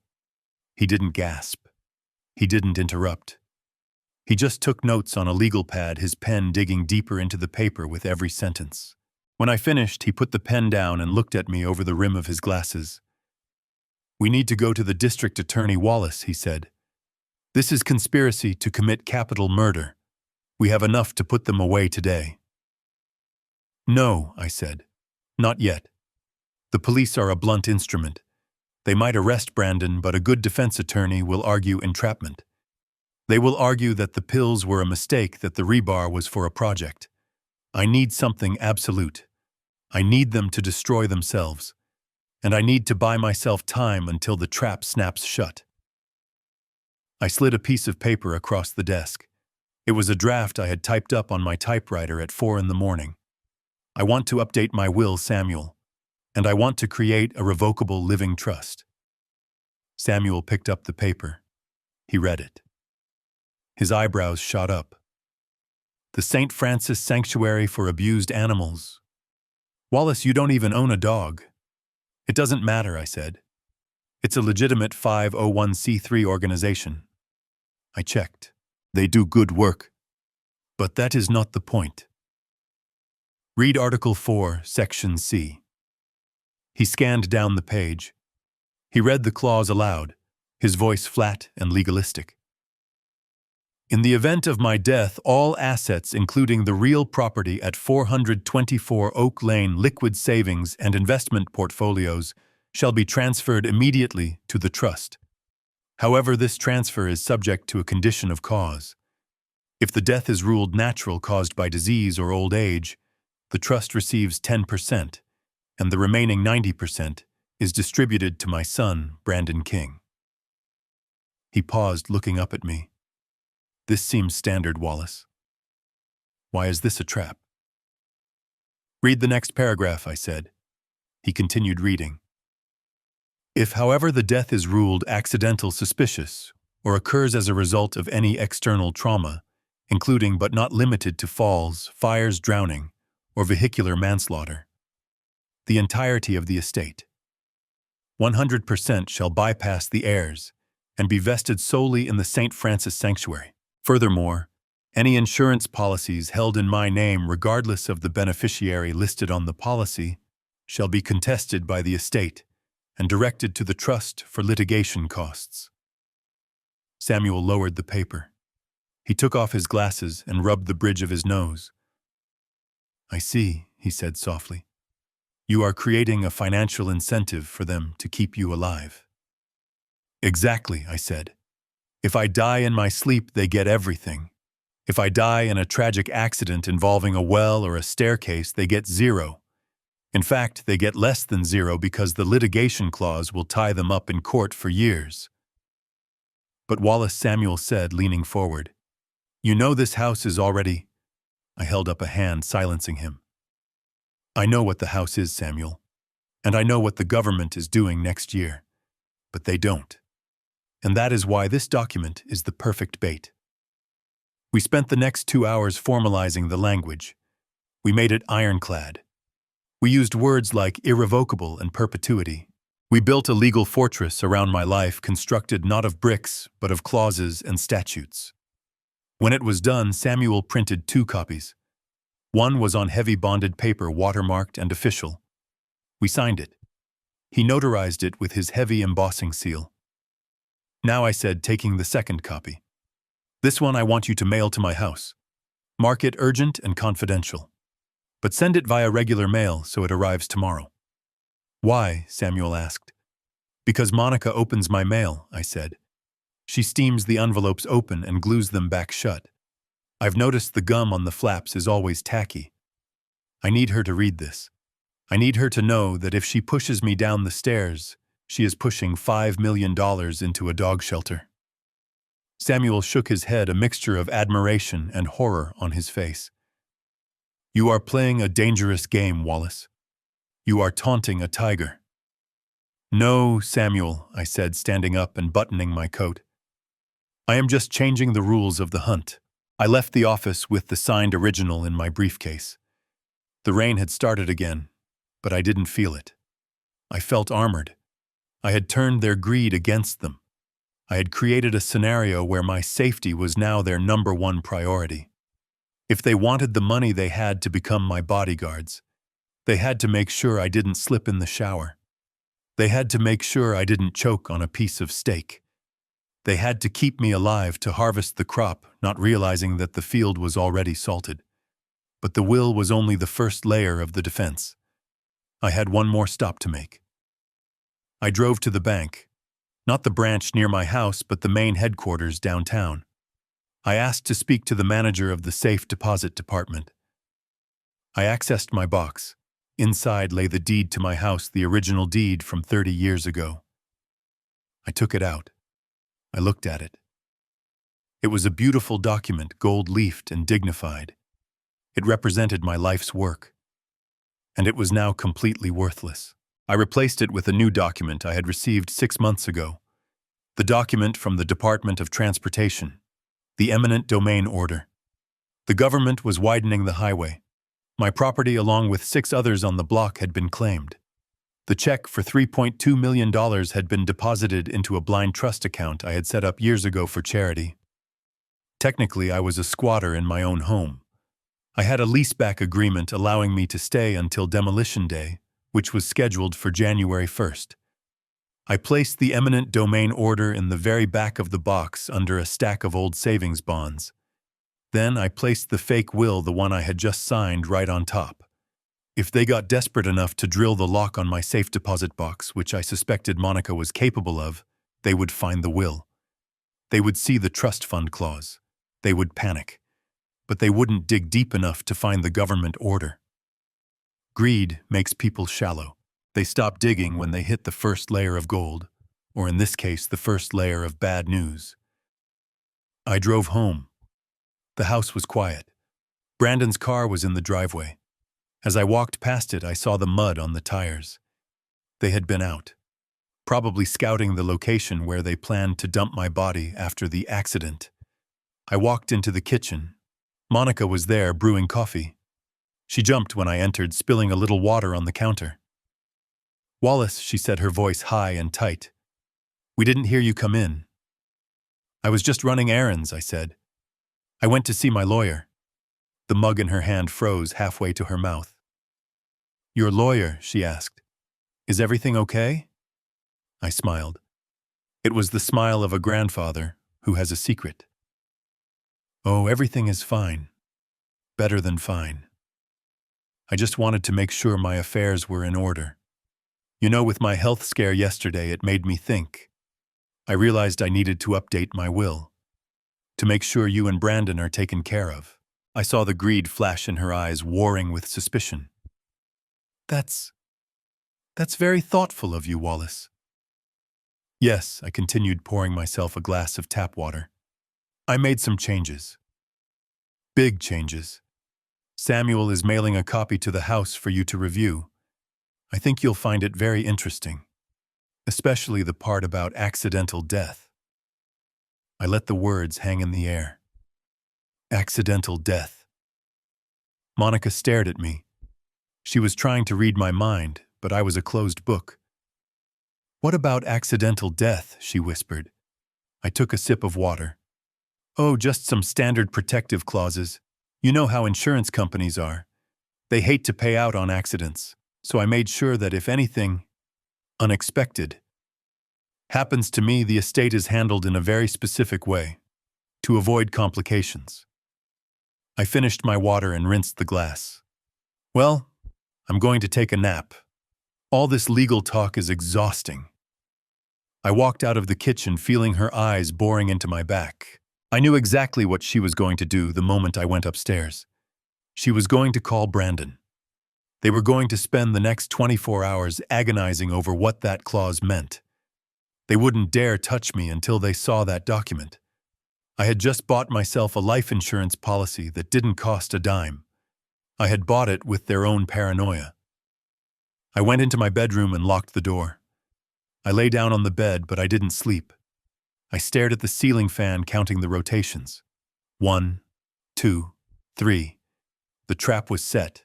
The bait was laid. Now all I had to do was wait for the wolves to start eating each other. The rain had stopped, but the fog had rolled in thick and white, turning my front lawn into a gray ocean. I was sitting in the dark living room, the curtains drawn, watching the street through the gap in the fabric. I knew they would come. Predators have a scent, and desperation smells like blood in the water. Brandon was desperate. The people he owed money to were not banks. They did not send letters. They sent messages wrapped in knuckles and steel-toed boots. At 8:45, a black SUV rolled slowly down the street. It didn't have headlights on. It moved like a shark, silent and predatory. It stopped right in front of my driveway. I didn't move. I didn't reach for the phone. I reached for the file folder I had prepared earlier that afternoon. Inside was a lie so precise it was a work of art. A man got out of the car. He was enormous. He wore a leather jacket that strained against his shoulders and a flat cap pulled low over his eyes. He didn't walk to the door. He marched. He bypassed the walkway and cut straight across the grass, crushing the hydrangeas I had planted with my wife 10 years ago. I felt a spike of anger, anger, not the calculated rage I had been nurturing, but I swallowed it. This man was not a gardener. He was a hammer. And I needed to be the hand that swung him. He didn't ring the doorbell. He pounded on the wood with a fist that sounded like a sledgehammer. The whole frame shook. I waited 5 seconds. Then I opened the door. I didn't turn on the porch light. I stood in the shadow of the hallway, letting him loom over me. He smelled of stale cigar smoke and cheap cologne. He looked down at me, his eyes dead and flat, like the eyes of a fish on ice. "Wallace King?" he asked. His voice was a deep rumble like gravel in a cement mixer. "I am," I said. My voice was steady. I didn't tremble. I had spent 40 years on construction sites dealing with foremen who could break a man in half. Intimidation is just physics. It is force applied to a weak point. If you have no weak points, the force dissipates. "Your son owes me a lot of money," the man said. He pushed the door open with his boot, stepping into my foyer without an invitation. He put a hand on my chest. It was heavy like a sandbag. "He thinks he can hide behind his daddy. I'm here to tell you that he can't." I looked at his hand on my chest. Then I looked up at his face. "You are ruining my floor," I said calmly. The man blinked. He wasn't expecting that. He was expecting begging. He was expecting fear. He squeezed my shoulder hard enough to bruise. "Did you hear me, old man? I want the money, or I start breaking things, starting with you." I stepped back, forcing his hand to drop. I turned my back on him and walked into the living room. It was a calculated risk. I was betting that he was a businessman, not a psychopath. He wanted payment, not a murder charge. Not yet. "Come in," I said over my shoulder, "and close the door. You are letting the heat out." I heard the door click shut. I heard his heavy footsteps following me. I walked to the small table by the armchair and picked up the file folder. I turned on a single lamp, creating a pool of yellow light in the darkness. "I know who you are," I said, turning to face him. "I don't know your name, and I don't want to. But I know what my son has done. He has borrowed money he cannot pay back to invest in digital magic beans. And now he is crying because the bill has come due." The man narrowed his eyes. "He's got until noon tomorrow, or he loses a thumb." I laughed. It was a dry, rasping sound. "A thumb? You think taking his thumb will get you paid? Brandon is a coward. If you cut him, he will just bleed. He won't pay you because he doesn't have it."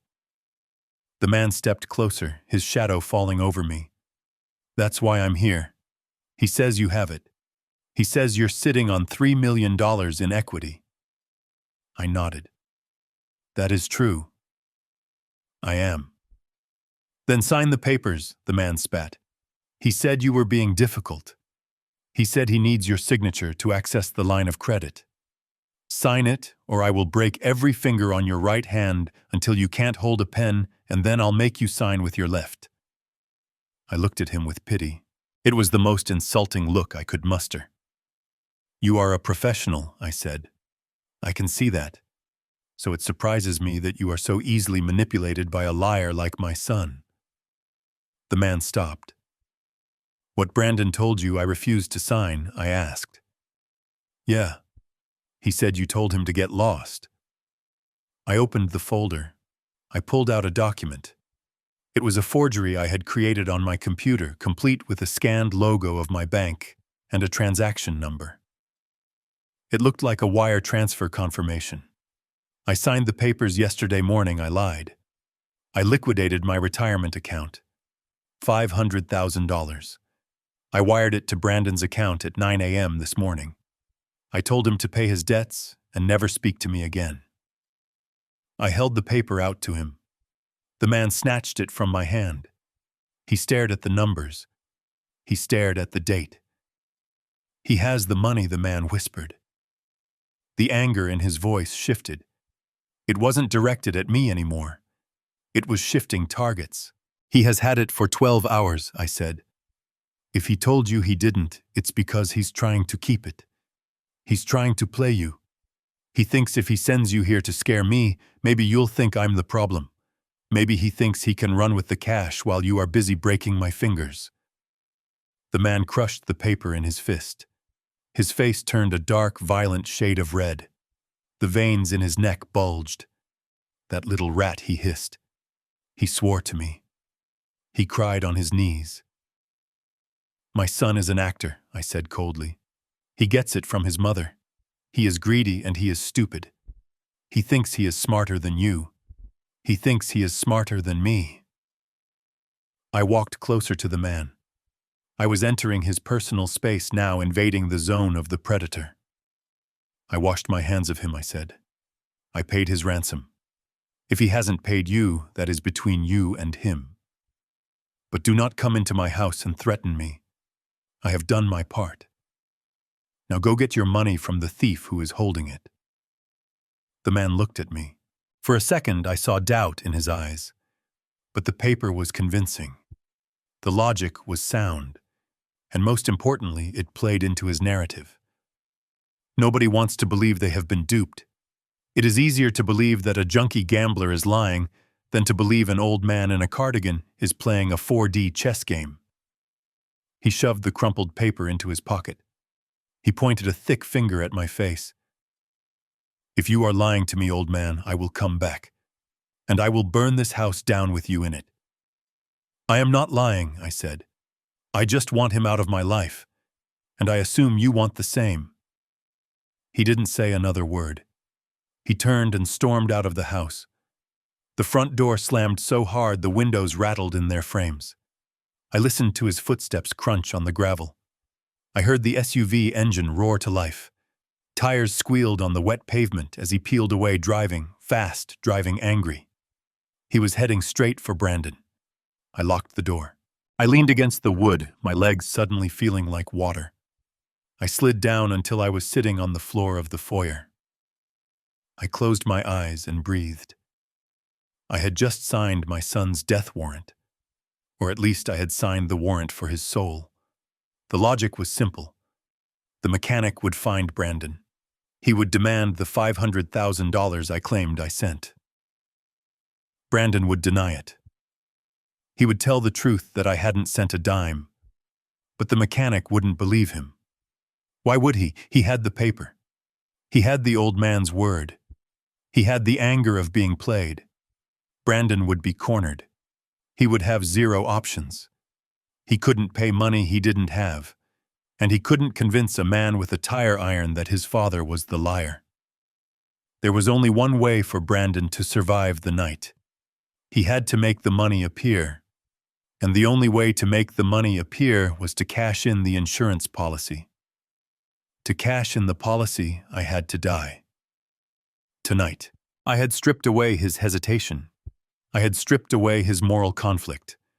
I had put a gun to his head and told him that the only way to stop the bullet was to pull the trigger on me. I stood up. I checked the time. It was 9:30. The mechanic would reach Brandon's apartment in 20 minutes. The screaming would last 10 minutes. The drive back here would take 30. I had 1 hour. I went to the kitchen. I made a pot of coffee. I needed to be alert. I moved the furniture in the living room, pushing the sofa and the heavy oak table against the walls, clearing the center of the room. I was creating a kill box. I wanted clear lines of sight.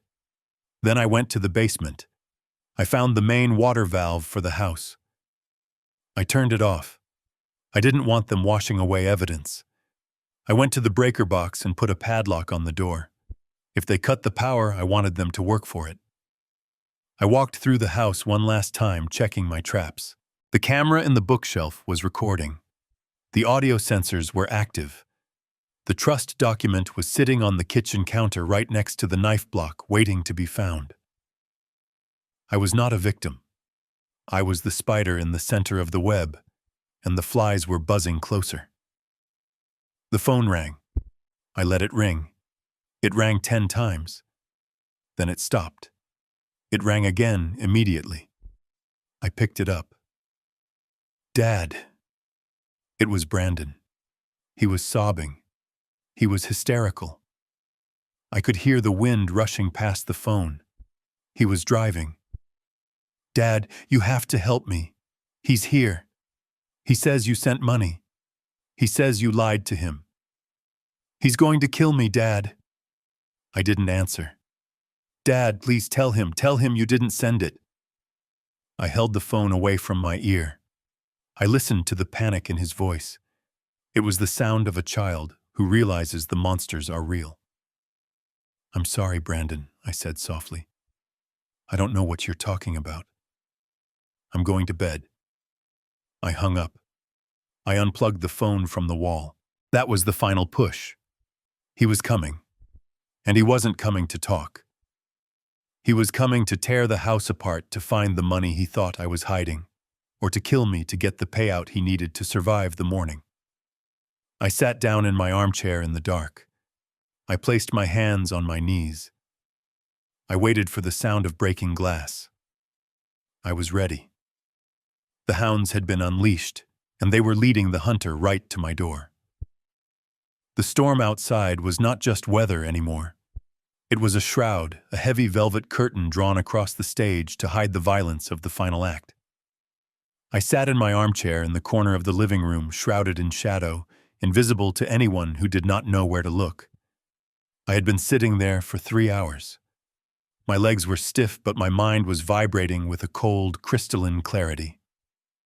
The house was silent save for the rhythmic drumming of rain against the siding and the occasional groan of the timber settling in the wind. I knew the sounds of this house better than I knew the beat of my own heart. I knew that the third step on the stairs creaked. I knew that the front door swelled in the damp and stuck slightly at the bottom. And I knew that the French doors leading to the patio, despite their elegant appearance, were the weakest point of entry. At 2:14 in the morning, the silence broke. It wasn't a knock. It wasn't the subtle click of a lockpick. It was the shattering of glass. The sound was violent and abrupt, tearing through the quiet like a scream. A brick wrapped in a towel to muffle the noise had been thrown through the pane of the left French door. I didn't flinch. I watched as a gloved hand reached through the jagged hole and turned the latch. The door swung open, letting in a gust of freezing wind and the smell of wet earth. 2 figures stepped into the room. They were dressed in black, wearing ski masks that transformed them from family into faceless monsters. But I knew them. I knew the way Brandon walked, a slight slouch in his shoulders, a hesitation in his step. I knew Monica's stride, sharp and aggressive. They were wet, shivering, and carrying the tools of their trade. Brandon held a flashlight, the beam cutting frantically through the darkness. Monica held a pillow. A white down-filled pillow from their guest room. It was a domestic object turned into a murder weapon. They moved into the center of the room. They didn't see me. I was part of the darkness. "He's upstairs," Monica whispered. Her voice was trembling, but not with fear. With adrenaline. "Let's get this over with. Remember, hard and fast. Don't let him struggle." "I can't believe we are doing this," Brandon hissed back. He sounded like he was going to be sick. "Shut up," Monica snapped. "Do you want to lose your thumbs? Move!" They moved toward the hallway leading to the stairs. They were 5 feet away from where I sat. I could hear their breathing. I could smell the fear sweating off them. They were walking toward my bedroom, where they expected to find a sleeping old man. Instead, they were walking into the belly of the machine. I waited until they were exactly in the center of the living room, standing on the Persian rug my wife had bought in Istanbul.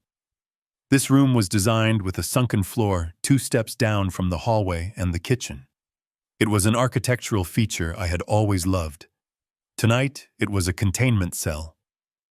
I reached down to the small remote control I had placed on the side table. It was connected to the smart home system I had installed myself, a system that controlled more than just the thermostat. I pressed a single button. The response was immediate and mechanical.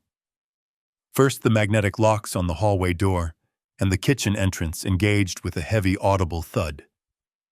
These were industrial magnets capable of holding 500 pounds of force. Second, the steel security shutters I had installed on the exterior of the windows rolled down. I had sold them to Monica as storm protection, a necessity for the harsh Pacific Northwest winters. She had complained about the cost. Now she was hearing the return on that investment. They slammed shut with a clang that sounded like a prison door closing. Brandon and Monica froze. They spun around their flashlights, dancing wildly against the walls. "What was that?" Brandon screamed. "The lights," Monica yelled. "The power is out." "No," I thought. "The power is very much on." They ran to the French doors the way they had come in. But the steel shutter was already down, blocking the broken glass, sealing the exit with a wall of metal. They ran to the hallway door. Brandon grabbed the handle and pulled. It didn't budge. He threw his shoulder against it. It was like hitting a concrete wall. "We're trapped," he wailed. "The doors won't open." Monica was smarter. She ran to the windows. She tried to lift the shutters. She clawed at the metal, breaking her fingernails. "Wallace," she screamed, dropping the pretense of stealth. "Wallace, No, you're in here. Open this door." I didn't move. I let them panic. I let them run around the perimeter of their cage for a full minute. I watched them turn on each other. "You said he was asleep," Brandon shouted, shoving her. "You said the alarm was off. I checked it," Monica screamed back. "He must have changed it. They were rats in a bucket. And I was the one holding the lid." Slowly, deliberately, I reached for the lamp next to me. I turned the switch. The light flooded the corner of the room. They both spun around, blinding themselves as they looked into the sudden brightness. I sat there in my armchair, the shotgun I had retrieved from the safe resting across my lap. It wasn't loaded, but they didn't know that. I held a cup of coffee in my hand. I took a sip. "Hello, children," I said. Brandon dropped the flashlight. It rolled across the floor, the beam spinning dizzily. He pulled off his mask, revealing a face white with terror and streaked with sweat. Monica ripped hers off too, her hair matted against her forehead, her eyes wide with a mixture of shock and hatred. "Dad," Brandon stammered. "Dad, we heard a noise. We thought someone broke in. We came to check on you." I looked at the pillow Monica was still clutching. "Is that so?" I asked calmly. "And you brought a pillow to fight the intruder? Did you plan to have a pillow fight with the burglar?" Monica dropped the pillow. It hit the floor with a soft puff of air. She straightened her back. She realized the lie was useless. She shifted tactics instantly. "Let us out, Wallace," she said, her voice hard. "This is illegal. You can't hold us here. This is false imprisonment." I laughed. It was a cold, dry sound. "Illegal?" I asked. "Breaking and entering is illegal. Conspiracy to commit murder is illegal. Insurance fraud is illegal. Detaining intruders in my own home until the police arrive. That is just good citizenship." Brandon fell to his knees. "Please, Dad. Please don't call the police at the Russians. They're coming. They're going to kill me." I looked at my son.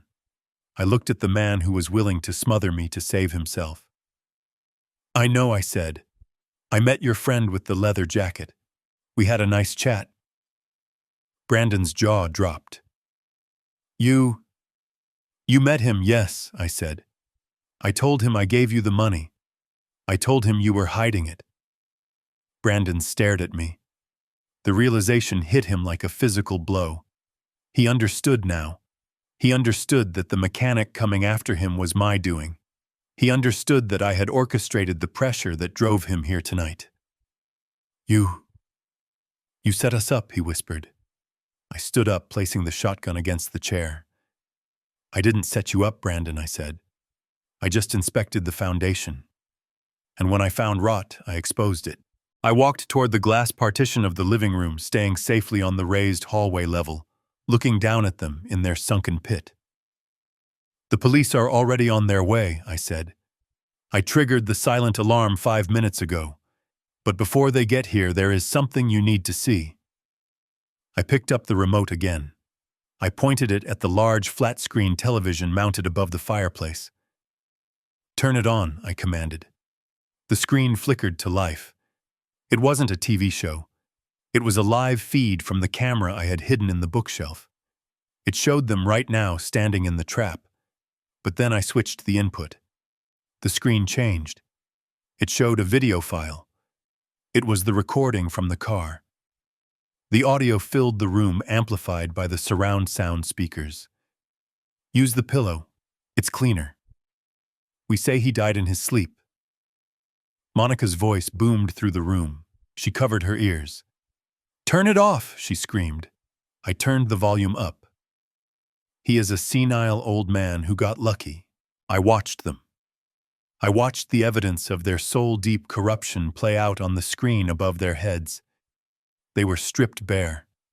There were no more lies, no more excuses.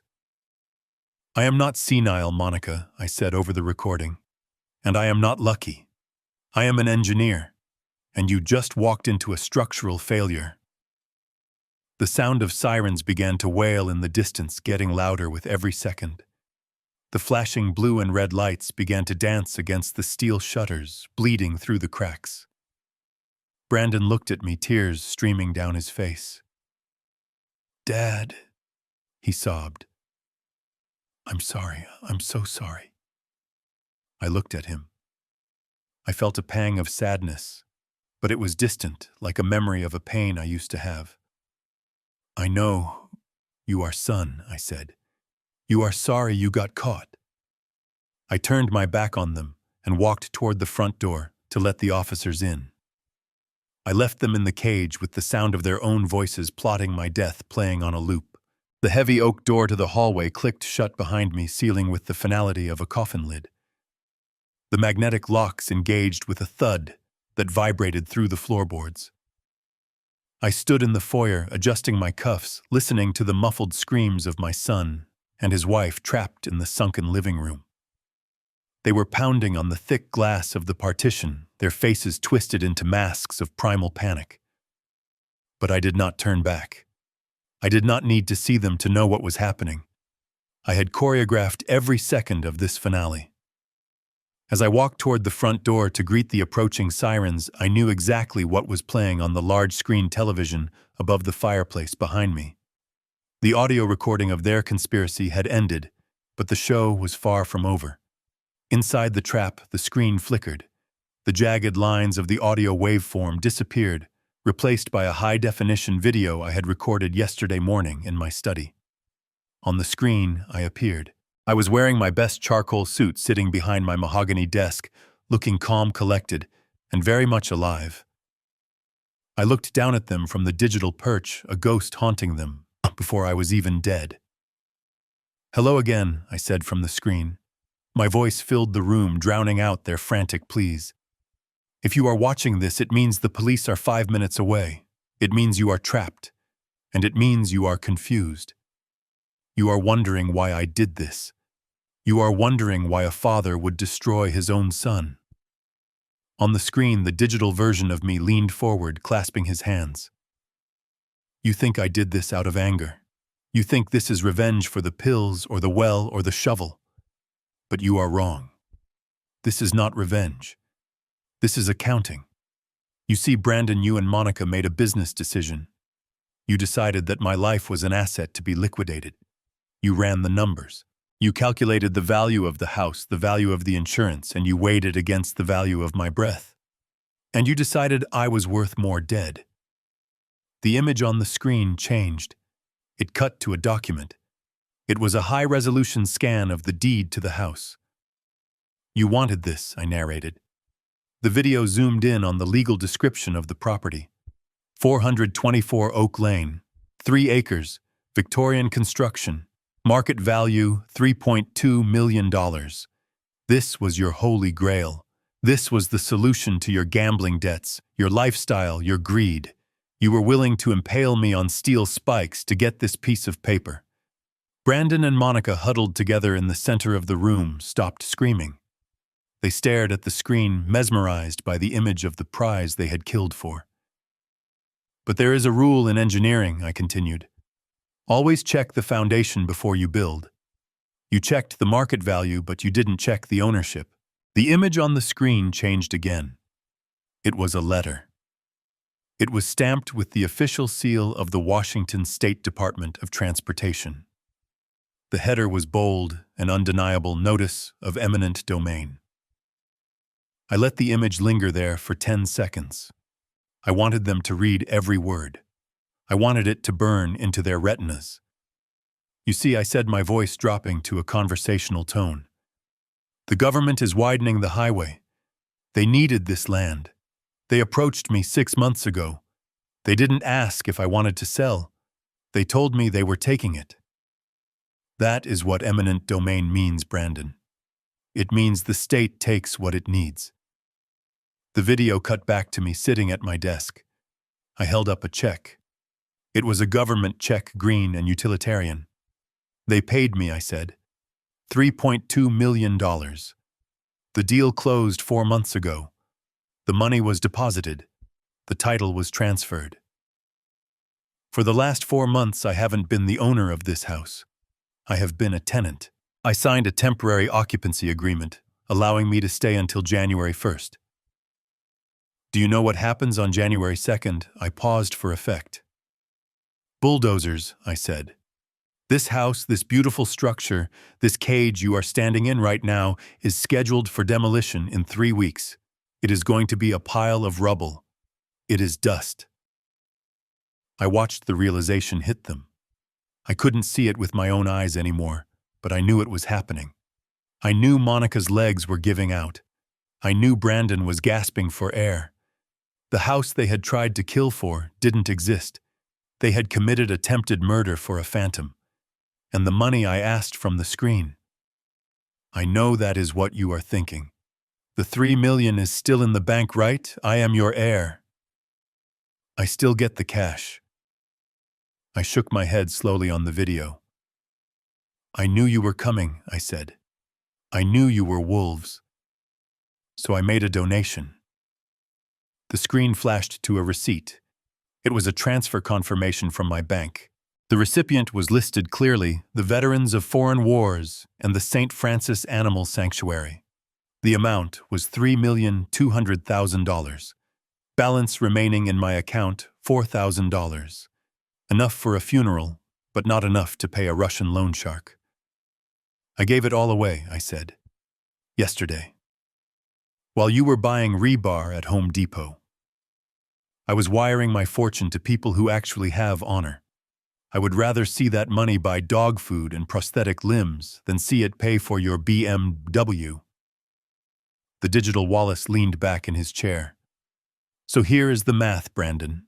You owe $500,000 to the mafia. You are going to prison for attempted murder, which carries a sentence of 20 years. You have no house. You have no inheritance. You have no insurance payout. You have nothing. You destroyed your soul for absolutely zero return on investment. The video ended. The screen went black for a second, then displayed a single live feed from the camera in the room. It showed them standing in the wreckage of their lives. Brandon was on the floor, curled into a fetal ball, sobbing. Monica was staring at the blank screen, her mouth open, her eyes empty. She looked like a statue of greed that had cracked down the middle. Outside, the blue lights of the police cruisers swept across the front lawn, illuminating the rain. I opened the front door. The cold air hit my face clean and sharp. A police officer came running up the steps, his hand on his holster. "Mr. King," he shouted. "We got a silent alarm. Are you okay?" I looked at him. I looked back at the house that was already government property. "I am fine, officer," I said, "but I think there are some intruders in my living room. They seem to be having a breakdown." I stepped aside to let the law do its work. I had demolished the structure. Now it was time to clear the debris. The uniformed officers moved into the living room with the efficiency of a demolition crew. There was no resistance, only the pathetic, wet sobbing of two people whose world had just evaporated. I watched from the hallway as Brandon was pulled to his feet. He looked small. The arrogance that had allowed him to plot his own father's murder had vanished, leaving behind a terrified child in a man's body. He looked up at me as they cuffed his hands behind his back. His lips moved, forming the word "Dad," but no sound came out. I did not look away, but I did not step forward. I stood still, a statue of grief and justice, witnessing the collapse of the structure I had built, but failed to reinforce. Monica was different. As the female officer escorted her out, she didn't look at me. She stared straight ahead, her face a mask of cold fury. She wasn't sorry she had tried to kill me. She was sorry she had failed. As she passed me, the scent of her expensive perfume mixed with the smell of damp wool and fear. It was the scent of corruption leaving my house for the last time. The flashing lights faded into the night, taking the noise and the tragedy with them. I was left alone in the silence of a house that was no longer a home but merely a building waiting for the end. 2 weeks later, the sky was a brilliant, sharp blue. I sat on a folding chair on the sidewalk across the street. Next to me sat Sullivan. He was wearing the same trench coat, holding 2 steaming paper cups of black coffee. We didn't speak much. There wasn't much to say. In front of us, the massive yellow arm of an excavator rose into the air like a prehistoric beast. It paused for a moment, silhouetted against the sun, before crashing down onto the roof of 424 Oak Lane. The sound was a thunderous crunch of timber and glass. Dust rose in a cloud, glittering in the sunlight. I watched as the chimney, the one I had laid brick by brick 40 years ago, crumbled into dust. Sullivan took a sip of his coffee. "Does it hurt?" he asked, his voice rough but kind. I watched the machine tear down the wall of the master bedroom. "I thought it would hurt," I said. "I thought I would feel like I was losing my history. But I don't." I took a sip of my own coffee. It was hot and bitter, just the way I like it. "I feel lighter," I continued. "That house was filled with ghosts. It was filled with lies. Now it is just wood and stone returning to the earth. The highway they build here will carry thousands of people to their futures. That is a better legacy than a monument to a failed family." We sat there for an hour watching the demolition. When the old oak tree, the one that had hidden the well, the one that had almost been my tomb, was pushed over, I felt a knot in my chest finally loosen. The roots were exposed, twisted and dark, but they were no longer holding anything up. I turned to Sullivan. "You know, I'm thinking of moving to Arizona. Somewhere dry. Somewhere without leaves to rake." Sullivan smiled, the first genuine smile I had ever seen on his face. "Sounds good, Wallace. Just make sure you check the foundation before you buy." I laughed. It was a real laugh. "I will," I said. "I always do." I finished my coffee and crumpled the cup. The house was gone. The past was buried. And for the first time in a long time, the road ahead was wide open. I used to believe that family was the one structure that could never fail, a sanctuary immune to the erosion of the world. I was wrong. I learned that loyalty is not inherited through blood. It is earned through character. My son taught me that the most dangerous enemies are often the ones sleeping under your own roof. It is an agonizing thing to dismantle the life you built for your children. But I realized that a foundation built on greed will always collapse eventually. I chose to survive. I chose to clear the debris of a toxic love. And in the end, I found that standing alone in the sunlight is far more peaceful than sleeping in a mansion with wolves. If you believe that justice was served today, Hit that like button and subscribe to the channel for more stories of truth and retribution. Now I want to hear from you. Have you ever had to cut a toxic family member out of your life to save yourself?